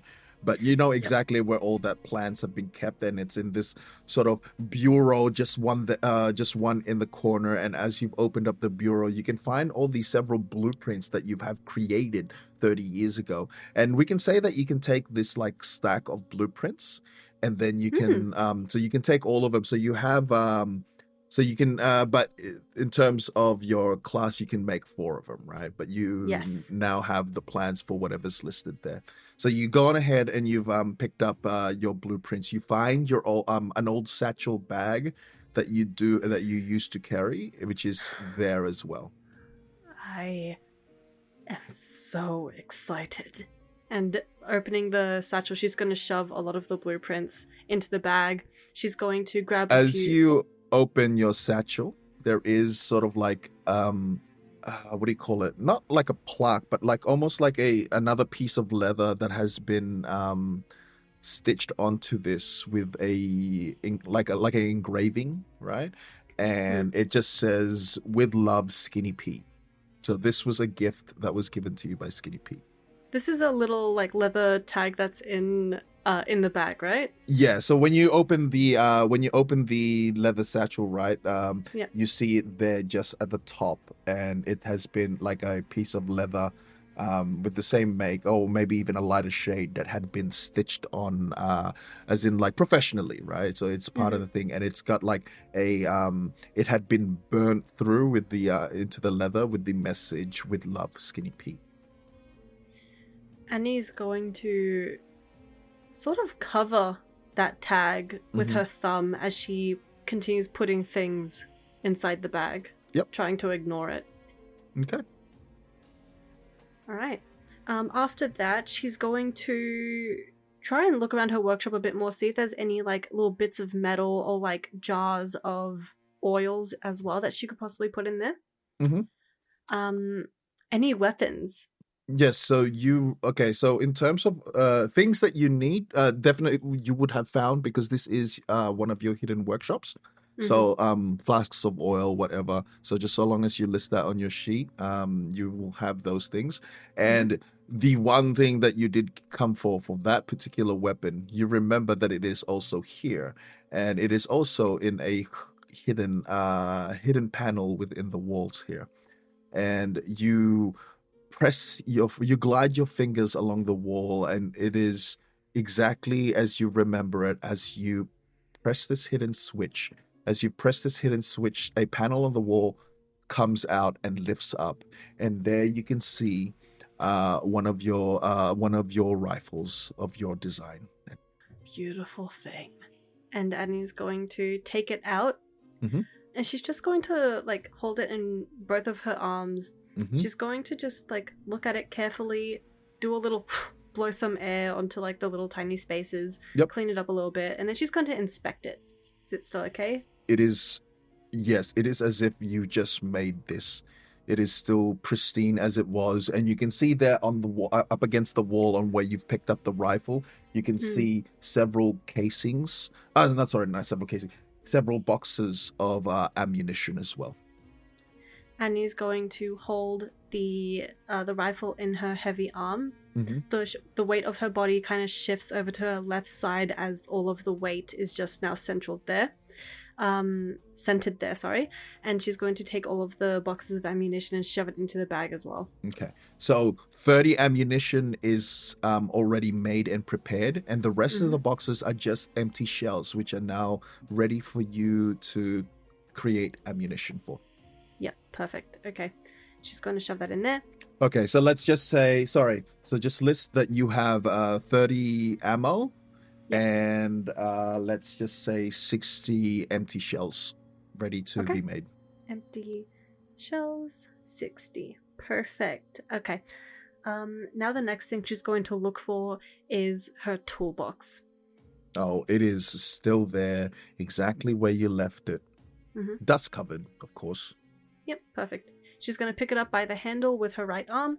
Mhm. She's going to, again, huff some air onto it to clear off some of the dust. Mhm. Carry it with her. And after that, she's just going to take a look around the workshop just one more time. Mhm. Just kind of reminisce about how many hours she's actually spent in here, unbeknownst to anyone else. She has personal projects here. She's spent multiple nights straight in here. Little to no sleep. There's like a little tiny bed in the corner that she used to nap on if necessary. But this was basically her second home. Yeah. And now it's still here. Yeah, and What the council decides to do with it, don't know. pointing out the bed and the bedside table, you notice as well that there's a photograph that sits there, and you pick up said photo, the frame photograph, and you can see that there is you, a younger you, 30 years ago, maybe even 32 years ago, and next to you, standing arm in arm with big grins with you, is Skinny Pete. And he's going to take the photograph out of the frame, leave the frame at the desk, and she's going to put the photograph in her pocket. Okay. Her right side pocket.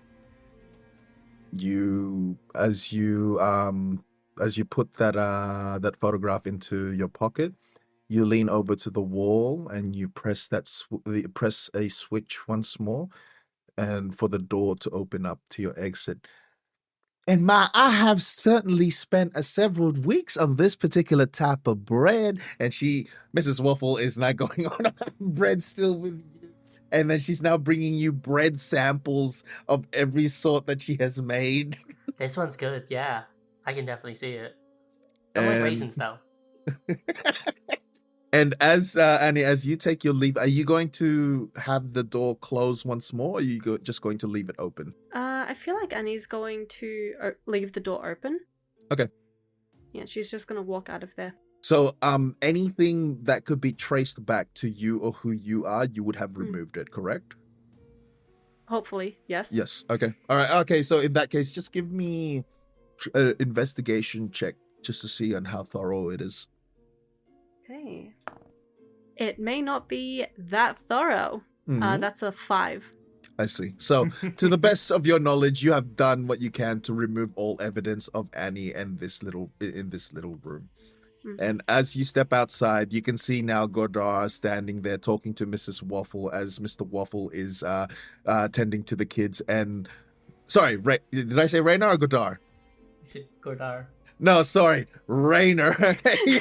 Rainer is talking to Mrs. Waffle, and he's now standing there with a huge brown paper bag of just full of different type of breads that Mrs. Waffle has given him. And you see she's ran. Oh, now is there anything wrong with the ceiling in that tight little, that new little room that you had discovered, madam? I do suggest that you contact contractors to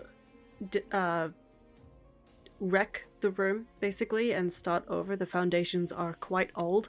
They are very much outdated. It would not be safe for your children. And I also recommend for you to contact a noble woman by the name of Madame Delacroix to clean out any other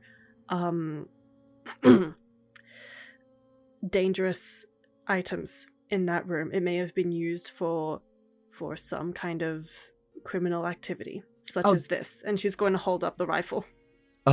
Oh, don't you worry. She doesn't even pay attention to the rifle, right? She goes, oh, don't you worry. My Harold will most definitely have something done for that little room and for our little ones to be playing with in that little playroom. Now, I've left your friend over there with some nice bread. Make sure that you go and take it away and have a nice and lovely day. You too, ma'am. Thank you. She's gonna kind of jerk as she turns away, like kind of looking back to Mrs. Waffle, back to the room, Mrs. Waffle, and then to the bag of bread that Rainer is now holding. What is that? Bread. That is so many different types of bread. See, I didn't know that was different types.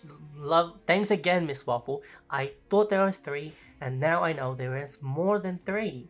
That's crazy. Y'all have a lovely day now. Thanks again. Thank you. As you're all walking down the the front lawn of this place, the kids are laughing, and then they're starting to throw stones at you again. And you're so big, giant. You're dead, you giant. Just before we get to the carriage, Rainer's gonna look at Annie and say, "So that was your old place, obviously. I get that you don't want to talk about it. I'm not gonna press you on it, but I am going to question one thing, right? No one here knows who you are. The name Annie Flint Fingers Bones, I think that's your last name, doesn't really mean much, does it? Right now in this new years." I don't believe anyone knows who I am around here anymore. Doesn't that kind of suck? Like, I guess the only way you would be able to get your name back is by doing something that they would kind of put you back on top, right? Oh, that has been the plan from the very beginning. Or then you would probably have an understanding of or you might be trying to get an understanding of these colors that they have put on us. I thought you said you weren't going to press me about anything. I wasn't going to press. I was just asking. Want some bread? Sure. She's gonna put her hand into the bag of bread and take one out. Sourdough. This is very dry. I think it's supposed to be dry. Just As you step into the carriage discussing this bread. see, Gordar, we got bread. You want some? That's nice. I'm okay. Here's some raisin And bread. And he's going to take a bite of the sourdough bread and have a really hard time trying to chew it because of how thick and uncomfortable and how dense it is. Also, as well as difficult as it is, you are actually enjoying it because you haven't had a decent food in a very long time. You had to scrape and scrap and fight for whatever food you could get down there. So while it is difficult, it is still a pleasant sensation of having. As you 3 of you enjoy the bread, you hear the carriage begins to move once more, and you just hear a voice from atop. Antilly proper next. Mm-hmm. Address. Look for the most annoyingly purple house. And the carriage just continues. No response from the driver. And it takes a bit, and you've been on this carriage for maybe about an hour and a half at this point now, till it comes to a stop. And here in Antilly proper, the vibe again changes from that sort of high street business hoity-toity, and now it is a mixture of old and new buildings, and with an assortment of life of not being pinned down to sort of any social class. But then when you take this stop, when you all look out the window, you can see this manor that is absolutely gaudy in its presentations with topiaries out the front, and it is this offensive eyesore of purple. Nice color. Oh, that is gaudy as all hells. I think it looks cool. You would. Whoa, okay. Oh, sorry. Inner voice. Inner voice, yes. Alright, so this is my stop. Come with if you want, don't if you don't. I don't really care. And Raider's just gonna kind of grab his hat and he's just gonna put it on, kind of adjust it, and then he's gonna get off the carriage and head to the front door. Now, is anybody else coming, or are you both going to stay? Annie's going to stay in the car. Gordar is going to stay. Okay. You approach the manor itself, and you see the familiar door knocker and the familiar doorbell there, and you adjust your hat once more. And what do you do? So, it kind of like he uses a door knocker and he just kind of like does a familiar tap. So he goes 1, 2, 3, 1, 2, 3, and then 3, and like that. Okay. Yeah. You now begin to hear voices. You now hear voices, and you hear a woman's voice yell out, "Oh, George, would you perhaps maybe take the children out the back?" And then a few moments later, the door opens, and you see a woman in a tiefling woman in her mid-30s, almost still in her silken outfit, and she sort of in silken robe, and she pulls her robe a bit closer to herself. "Oh, hello. Hello, gorgeous. I thought that you were gone." I was gone, but see, the memory of you just made me want to return all that much more. You haven't seen me for months now, and I thought you'd forgotten about me. Why should I let you in? Forgotten about you? You're the only reason I'm here. He kind of like does, like he pulled his collar a little bit and shows her the collar. And he's like, see? Oh, All kinky. the stress I had to get here. As you're talking, she grabs the collar and yanks you in. The And husband you- away? You know he is, as she sort of what do you call it? Sort of playfully skips up the stairs of this great manor, and she just looks at you, "Come get me." And then she rushes to the familiar bedroom. And it's We fade Yeah. to black.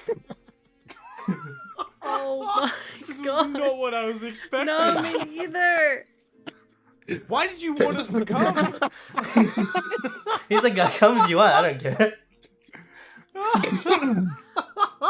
Oh god. This is not where I thought this was gonna go at all. Now there's a chair over there in that corner, and there's a chair in that corner. I was like, yeah, just bring a chair. I'll go hang out with the kids. I don't give a.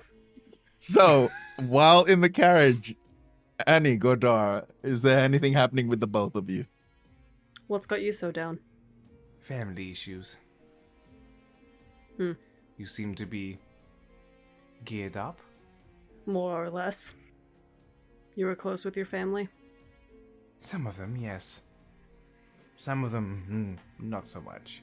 You were We are quite different. crying about your daddy the whole time in the prison. Did you get to see your little daddy? I was not crying about my father, no. And no, I did not see him. Well, where is he? I don't know. Okay.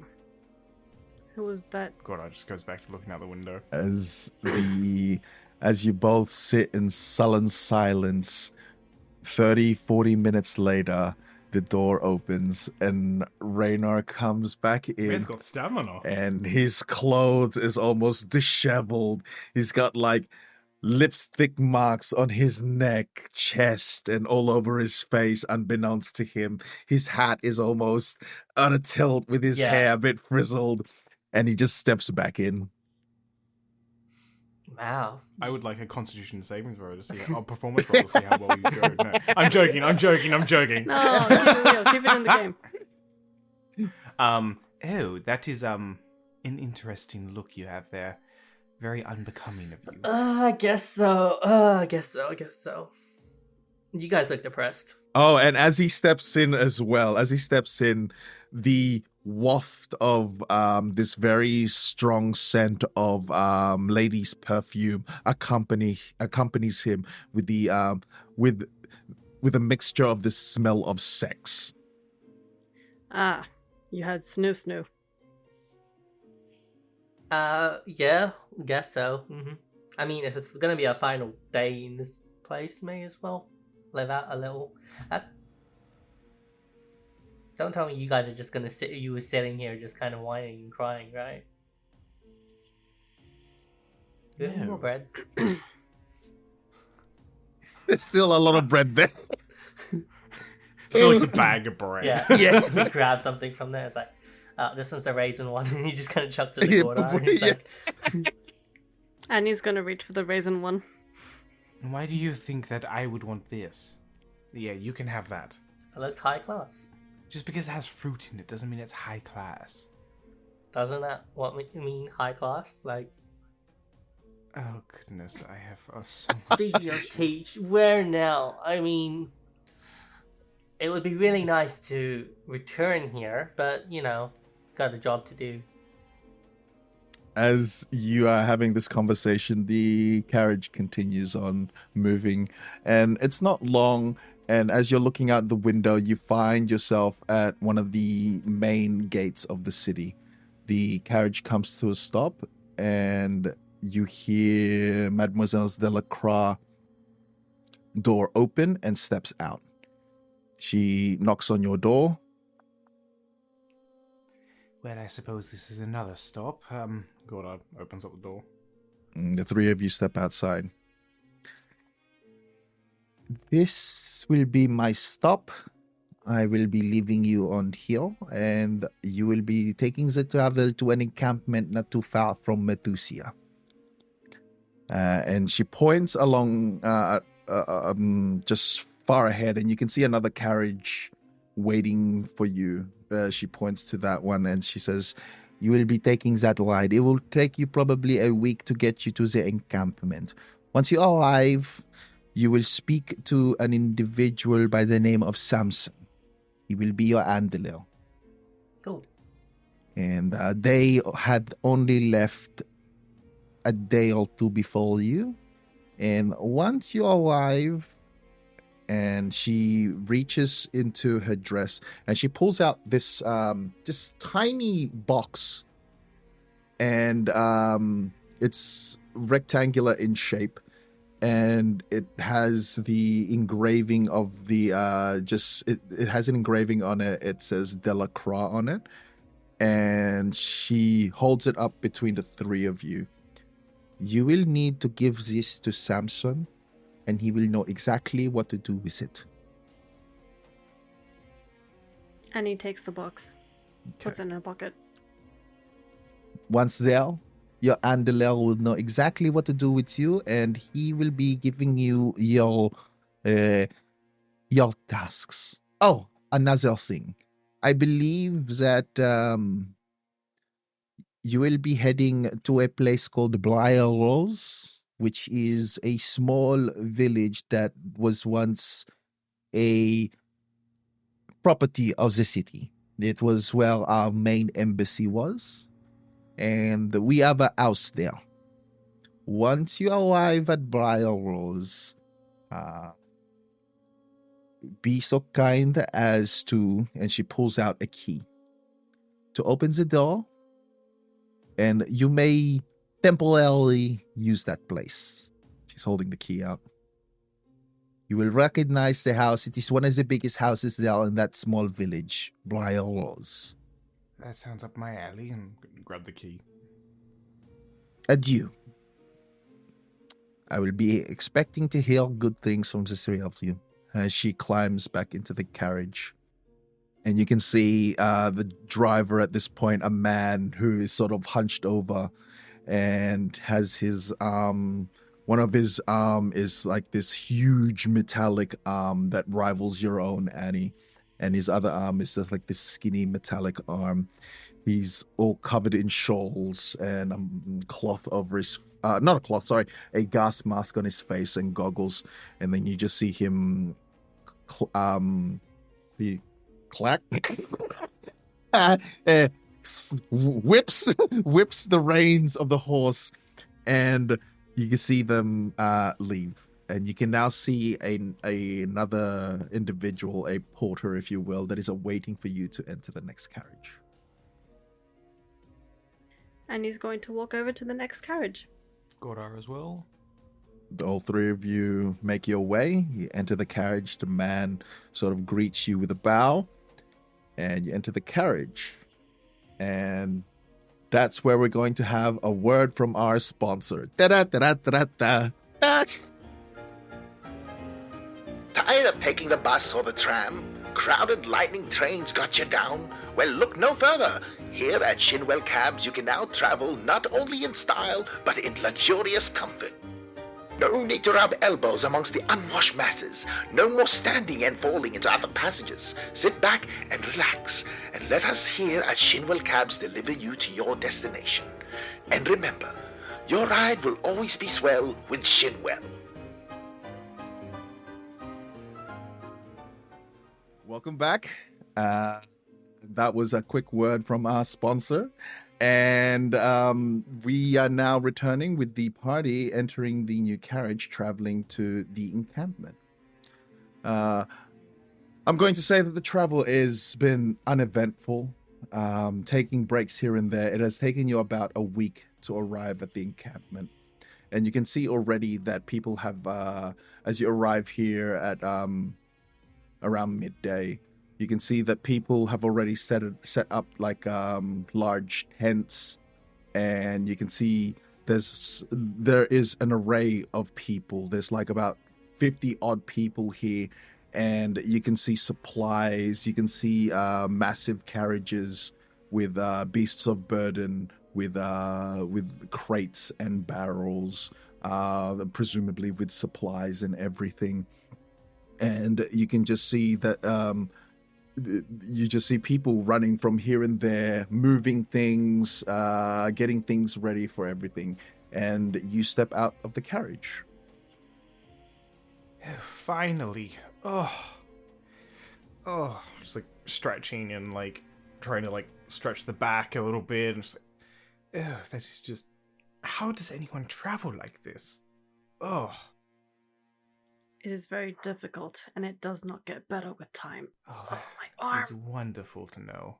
Oh, I've got mud all over my shoes already. Ugh. That will be the least of your concerns, believe me. As you exited the carriage and you're having this discussion, the carriage begins to move and circle back, heading back towards the city. And as it's done, it's circling. He did pick up a bit of speed, which then blew dirt and dust on all three of you. As the mud's coming, shield. Yeah. It splatters onto your shield. And Oh. Good timing. But yes, here you are in the encampment. Well, what was the name of the man we need to find again? Samson. Samson, yes. Does anyone know where a Samson is? You don't. Anyone? Nobody seems to be paying attention to any of you. Some of the people sort of stop for a moment to look at the three of you, but then continue on with their work on whatever it is that they're doing. We just need to go find the biggest, tallest, meanest looking person and ask them who Samson is, and he's probably that person. It's quite insightful of you, actually. Okay. And Annie's gonna just stride forward. God, it does the same, but picks up the bottom of the silk so it doesn't drag in the mud. Yeah. So as you take a few steps forward, it's no longer muddy. It's more like dirt. The trail of water seems to be, the moisture seems to be coming from some of the barrels off to the larger carriages that seem to be carrying supplies. And you approach this large individual who Rainer pointed out. And it's a Goliath woman, standing almost as tall as you, Annie, and you can see her wearing these leather straps, and she has this leather apron on, and she has a bandana over her head, and she just sits there, and then she watches the three of you approaching with her hands on her legs, and then just watches the three of you, and she pulls out a cigarette, and then she's just smoking. Pardon me. Yes. Would you happen to know a Samson? Who's asking? We work for Madame Delacroix. No. You're the three. Whatever that means. I'm Blackburn. I'm the one here is in charge of the porters and repairs, carpentry, and all the like. Before anything, you do need to see Samson, and she points at one of these smaller tents. You'll find him in there. You said you do repairs. Yes, and she drops the cigarette butt and crushes it with her foot. I'm also the blacksmith. I'm wondering if you have any lubricant or tools to fix my arm. She looks you over for a minute. Porcelain? Some parts, yes. The inner workings? What's it made of? Let's see, we have some iron, we have gold, we have aluminum, and a little bit of Damascus just underneath the porcelain. Ooh, she whistles. Go see Samson first, and then come back to me, and I'll see what I can do for you. Perfect. She eyeballs you, Raynor. You notice, like, at the corner of your eye, she's, like, almost staring daggers at you. Do you want something there? I'm gonna make your way. Alright. He just kind of moves to that tent. So when you all enter the this tent, you find that there is there's just a desk. There's just a desk with a sitting chair behind it, and you find that there is papers, what do you call it? Ink and a quill.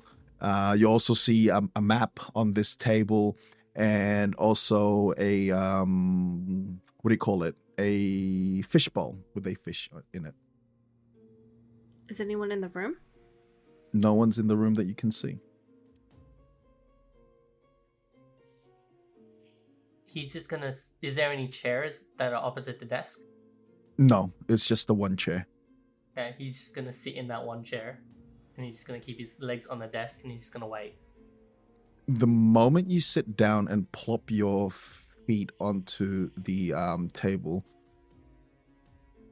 I would ask that you didn't sit on my chair.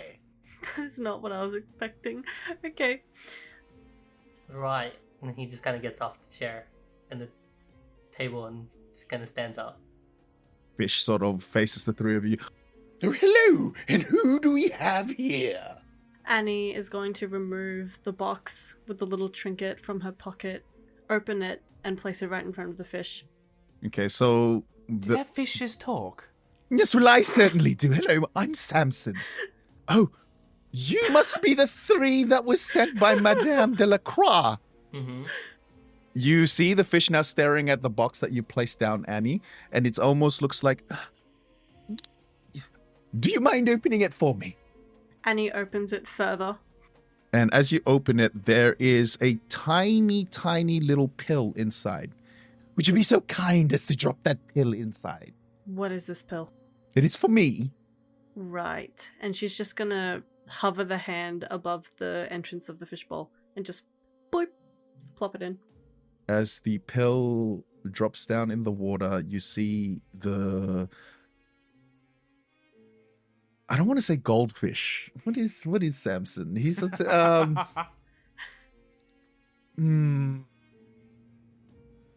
He is... Samson is a koi. Okay. A smaller koi fish. And you see Samson grab the pill with his mouth and swallows it. Thank you. Yes, well, now that that's out of the way, as you know, I am your handler, and I will be in charge. Now, before you get any ideas of doing anything quite silly, you all immediately feel this electrifying pain all around your neck from the collar itself. And it is so intense that you're feeling like heat radiating from the collar, and it's almost burning. and it ceases. Yes, well, with that, now you know who's in charge, and that's me, Samson. Was that necessary? Well, just a little show of power. But I think that we can all be very good friends, don't you think? So, let us keep it light, let us keep it fancy, and we'll get along quite swimmingly, wouldn't you say? And his bowl, you see, at the side of the rim, it looks like this sort of wooden rim. And the wooden rim itself, you see it begin to open up, cover the top, right? Covers the top. And then you see the side that a side panel comes down and then it sort of encircles the bottom of the bowl. And from the bottom of the bowl, you can see these legs come out from the where the bowl is now sitting, kind of like these spider legs. And you see as he's talking, yes, well, it is great that you've all arrived. We've only just arrived a few days ago, and you can see he's now down on the ground. Click, click, click, click, click, click, click, click, click, click. How long are these And then, legs? sorry, How long are these legs? they're like spider legs. Oh, okay, so it's quite low to the ground, just like. Yeah. So you see the bowl sort of like with the spider legs. It has climbed down, like it's made purchase on the side of the desk, and then it's now crawling against the ground. And as he's yammering on, you can see just at the corner there's this actually you now see like a body of a big buff person, but no head. And then you can now see Samson beginning to crawl up onto this body and sits itself, the bowl, positioned to where a head would be. And you see that the legs sort of and the legs sort of like splinters into where the neck is. And now, yes, I am Samson, as I said, and now the body is now moving as he's speaking, and he's just sort of like, yes, Samson, as he flexes his mechanical muscles, and I will be your handler. So, Have you ever heard of the ode called that was known of Megamind? Have you ever heard of this story before? I swear there is something just like you inside of that tale. Interesting. Maybe there is something in that is of real life. never seen that movie, I'll be honest with you. Nice. But I know what you're referring Oh my to. god, that's so funny. Never That's seen so the movie. funny. That's exactly what I was thinking about as well. I'm like, holy shit. We just need like a big-headed alien fuck. Sorry, that was my F. That was my second F, actually. That was my second F. I'm That's very your sorry. second one. Yeah. So, never seen the movie, but I know what you're referring to, and now made the connection. But his upper body is very gorilla-like, and shorter legs, gigantic arms, and he turns to you. Yes, well, the three of you will be making your way into Matusia, ensuring that it is somewhat habitable. As you can see, we have several men ready to go. The first stop, I believe, and he walks over to the desk and he looks at the map. This is quite an old map, but it should still be accurate. And he's looking at it. Now, we do have an old embassy down here, and he's pointing at the map, which isn't too far from the border. Briar Rose. You'll be making a stop there. Once there, ensure that the place is aptly prepared for our arrival. Ensure that it is safe to be lived in, then return, and then we shall all make our way together. So, you will be heading out. It should only be a few days by foot. But once there, ensure that the place is secure and there are no strange effects amongst you. And, well, return here, let us know that it is safe, And then we will all travel together back to Briar Rose. We will set up a base of operations, if you will. And from there, you'll be given further orders. Oh, another thing. And he seemed to stick his head out the tent. Gimbal! Gimbal! He yells out. And yes, make your way here. They've already arrived. And he goes, yes, along your journey, you'll have to take a field researcher with you. He will be taking notes of everything that has been changed throughout the years in this old dragon lands, and you are to ensure that his safety is your main priority. Making sure that the other place is safe is your second, but Gimbal's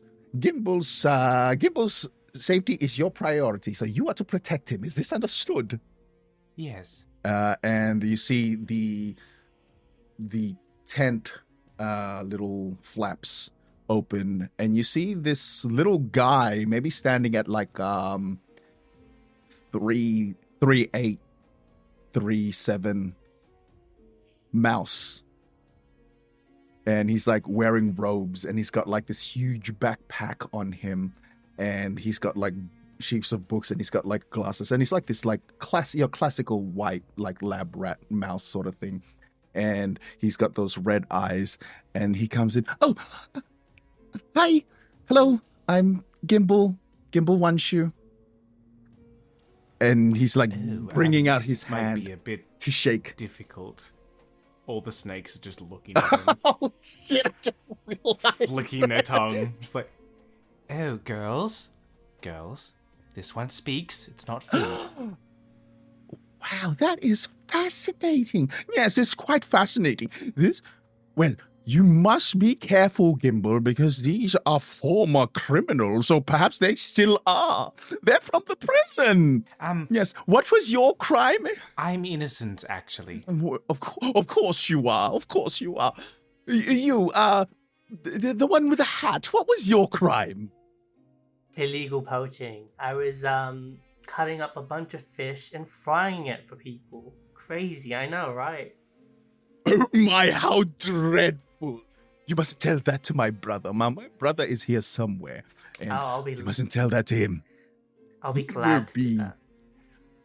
aghast that you would say such a thing. And you, pick one. What was your crime? Does the name Flint Fingers mean anything to you? Oh heavens!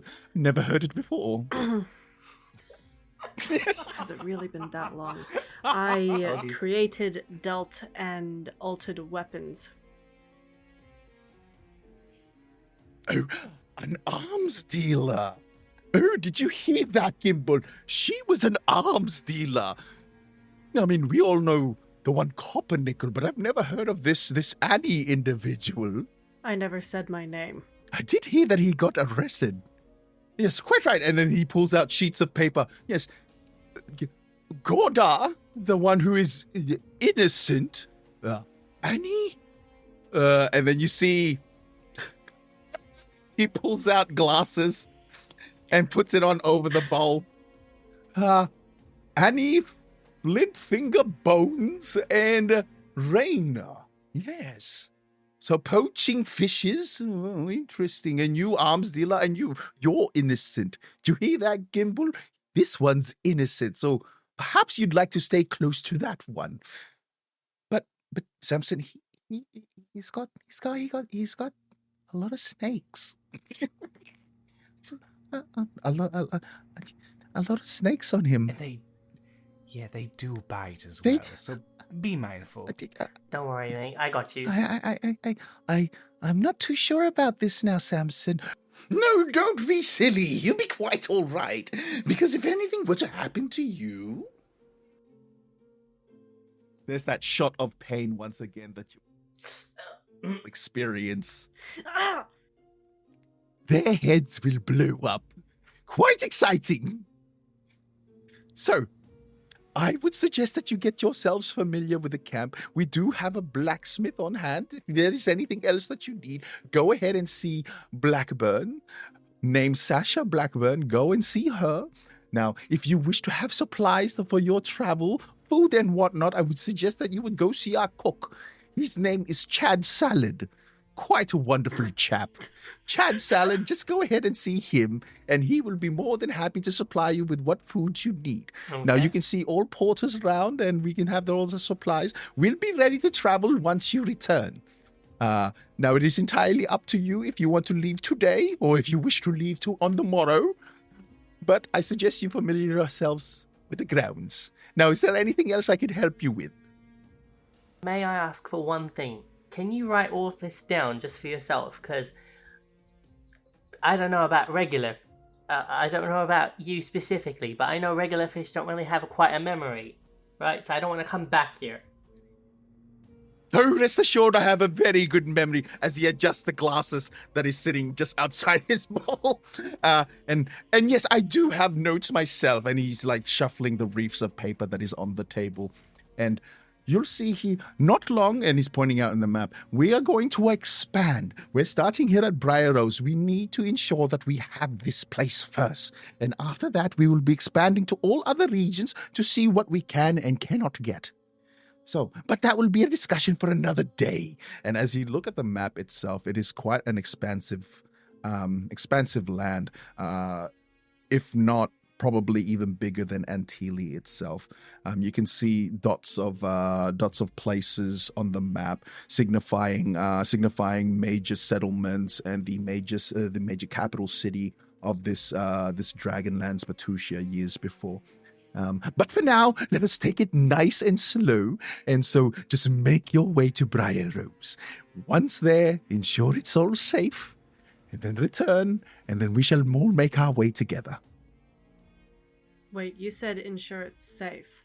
Yes. What are we keeping it safe from? Well, I don't know. I've never been. I see. God only knows what has happened in there. Have you not heard the stories? You may have to fill me in. I haven't been in touch. A mass amount of magical sickness, strange creatures that have been mutated and changed, with the possibility that the dragons may still be alive. Right. I see. Okay.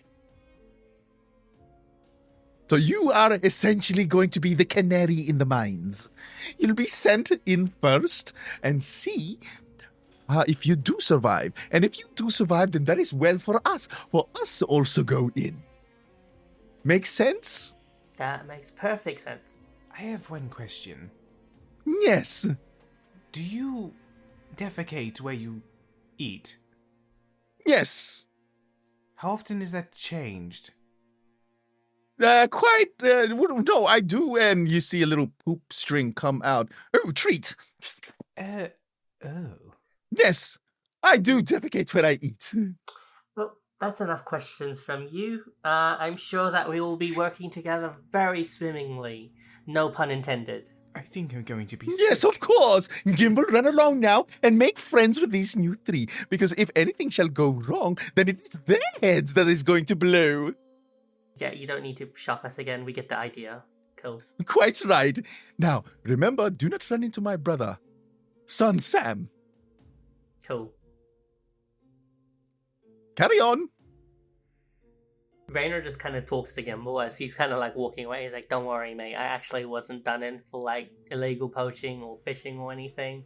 I just said that to mess with him because he shocked me twice. That's funny. You can see that, like amongst these things, with this giant backpack of supplies and the number of volumes of books that he's carrying, you can also see a single shoe that hangs off his belt. Yes. I think Samson said that you were to meet the others. So if you'd like, I can introduce you. Sure, I guess. Ugh, this place is so dirty. He takes a step back from you, Gordar, just ensuring that there's like at least a 5 feet distance between the two of you. And will we be leaving today or tomorrow? I say tomorrow. Annie here has an opponent with this blacksmith, and Gordar over here doesn't like mud, and it's probably going to be more mud coming up. Oh. So I apologize, but the sleeping arrangement will not be any better. I'll have Porter. He calls out one for the people, and he comes running over. Can we please please have three sleeping sleeping encampments for these three, thank you. And you see the young man nod, and he runs off. Right. Let us. I suppose I should go and introduce you to our cook, the one in charge of food and such. And you see him leading the three of you to this one tent, and you can see that it's like almost like a mess hall, where there is tables and chairs. You can see a few people having some food, and out far back you can see a rather rotund crocodile-looking man with a huge sort of like neck gullet thing, and he's standing there with his with an apron, and you can just see a tiny little chef hat on his head. And you just see him there. He's like preparing some of the food, and he's like, you can see him like grabbing some meat, and he's like salting them, and he's putting them away to be cured. Chad, and you see the big fellow turn. Licks its lips as he looks at Gimbal. Yes. And yeah, these are the three, what Samson's called the canaries. And you see this big fella, like this whole time you thought he was standing. No, he was sitting, and he gets back up and he towers even over you, Annie, this big rotund crocodile man, and he brings out this massive meaty paw and reaches down to each of you to shake his hand. Name's Chad. Annie shakes his hand. Chad Salad, and reaches to you, Godar. Name's Gordar, and that's okay. You. Rainer, and he kind of shakes his hand. You feel this like strong grip, like this, not in a sort of like aggressive way, but like sort of in a friendly, manly manner, you know. He shakes your hand. Right, it's good to meet you. It's good to meet the three of you. I'm in charge of the food here. You need the supplies, rations for you to go. Just come see me, and I'll make sure that that the three of you get what you need. And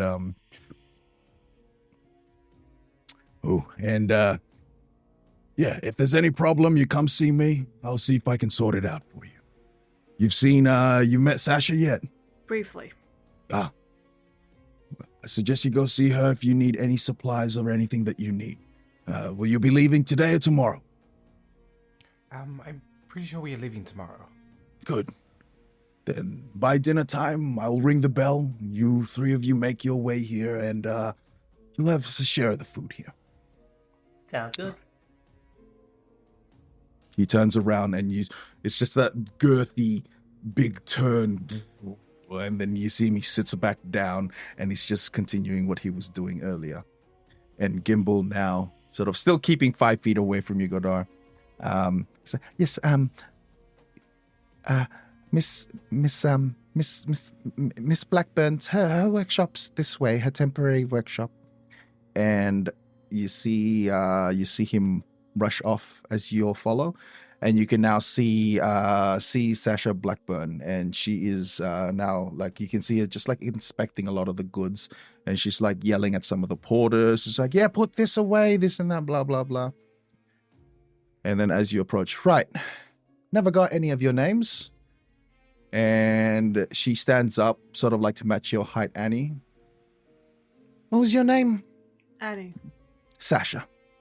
And she puts out a hand, And he shakes the hand. shake, and it's very firm. And you can feel the callus on her hands, hardworking hands. You know this immediately, that someone who has been, working with a lot of metal and a lot of stone and wood. And he turns to the rest of you to shake your hands. And he turns to you, Godar. And you? I'm Godar. Pleasure. Keeps hands to himself. Pleasure. And you? She brings her hand towards you, Raynor. You are? I'm Raynor, and he kind of just shakes her hand. You can feel a firm grip, almost a sense of distrust, like trying to almost like give you like a warning. Yeah, Like, yeah, pleasure. it is. Now, if you ever need any sort of supplies, anything that needs to be made or fixed, you come to me. Annie, you said that you needed some sort of lubricant. Just give me 1 second. I did find something that might be used. And she pulls out.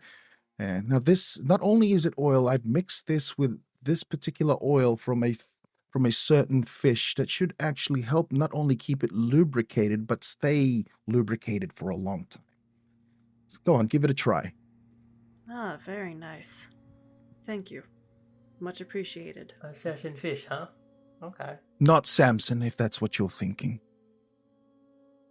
And I suggest that you will keep away from his brother, Son Sam. Why is that? Yes, well, he's not as pleasant as Samson. And they're both your handlers. Keep clear of him. Well, I know what to do when I'm told, so I won't. Right. So, if you need anything again, just let me know. And she continues working, starts yelling at porters, "Hey, bring that over there. That is the wrong place. You know, that's not where you're supposed to keep that." Blah, blah, blah. And you see a young guy come around. The tent is ready. And, thank you, says Gimbal. And Gimbal follows the guy and begins to gesture the three of you. Come, this way. And you arrive at this temporary makeshift tent, pretty tall, about 10 feet tall. And you enter and you find 3 beds at the ready. So, as I said, not that luxurious, but do you have any idea on what time we should leave on the morrow? As early as possible. The crack of dawn it is. Okay, I'll come back at the crack of dawn. And you see him rush out with his big jangly bag. So cute. And that's where we're going to end it. Thank you, everyone, for listening. And thank you, my players, for playing. It was very, very fun. Thank you. Kisses for all. Goodbye to everybody. Everybody say goodbye. Bye. Good night, Mrs. Akmonic, wherever you are. Again, who is that?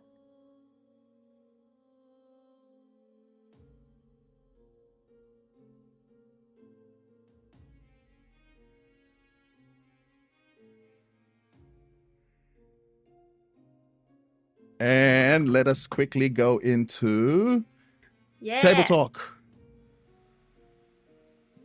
One of each. Can I please have a highlight, starting with my very dear friend Bella? My highlight. I want to say just being able to go to each of our respective places once we got out of the prison, because I feel like it really just showed all of us like what our characters are about. So it was, I found that very refreshing. That was really nice. And I don't know if it's just because the previous 2 sessions were pretty much all combat, but I loved how this session was just roleplay and how it was just like talking. I found that very nice as well. Yes, I quite enjoyed that myself very much. I loved all the little characters that you'll never ever see again. They were like fun little things. Rob, what would your highlight be? Pretty much the same. I liked seeing like how different each of our characters are, like in the lives, like little glimpses of the life they've Yeah. had. So like, you know, Gordar with his family relations and, you know, the strain that's there and all that kind of stuff. Annie with like going back and having like that secret like John Wick Yeah. like gear up moment, and like also like diving back and like seeing like Annie and like Raynor and like going through like the whole like look over here while I grab everything I Yeah. need, and then like bouncing off each other was really cool to see. And then when we got to Raynor's, where it was just fade to black.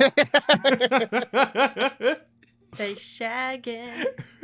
Like three very different types Yeah. of characters.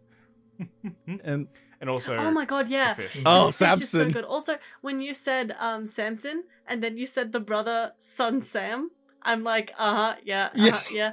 So good. Mm-hmm. And Zen, what would be a highlight for you? For me, I had a couple highlights, but one Yeah? was Gordar in the getting his manicure, and he just knew exactly what he wanted. He's like, "What kind of Yeah. mask do you have?" Oh, cucumber. Why would I pick anything else? And like when the The whole roses mask came, thing. he's like, "Poor people use roses." Yeah. And then I was like, "That is great." And then I think it was just him, Raynor annoying Annie in the carriage and being like talking about bread. I thought that was Yes. fun because I was like, she's not someone who would continue a conversation, so he was just gonna keep talking and annoy Yeah, her with Keep it. really talking. good. Yeah. I Yeah. loved it. I love all the little interactions that you guys had with one another when it's just sometimes like just two of you or like three of you and just like having these conversations, and it fits so perfectly because none of you know each other, and the way you guys talk is exactly on how it would be within that situation, which is so I think you guys did it so well. And also as well with like the NPCs that you guys reacted with the beautician dragonborns and Mr. and Mrs. Waffle and Samson and Gimbal. I did went over the top with Samson, No, which it's I so absolutely good. It's so love. good. It's good. Uh-huh. The moment you spoke like that, I was like, I did not Yeah, know he yeah, had yeah. this Yeah. range. Fuck. I love this. Originally in my mind, the way I wanted to do it was kind of like Choose Goose, and then Choose Goose from Adventure Time. Oh, okay. But thinking about on how Choose Goose speaks, he speaks in rhyme, and I'm like, I'm not gonna be able to do. Unless you had like pre-written lines.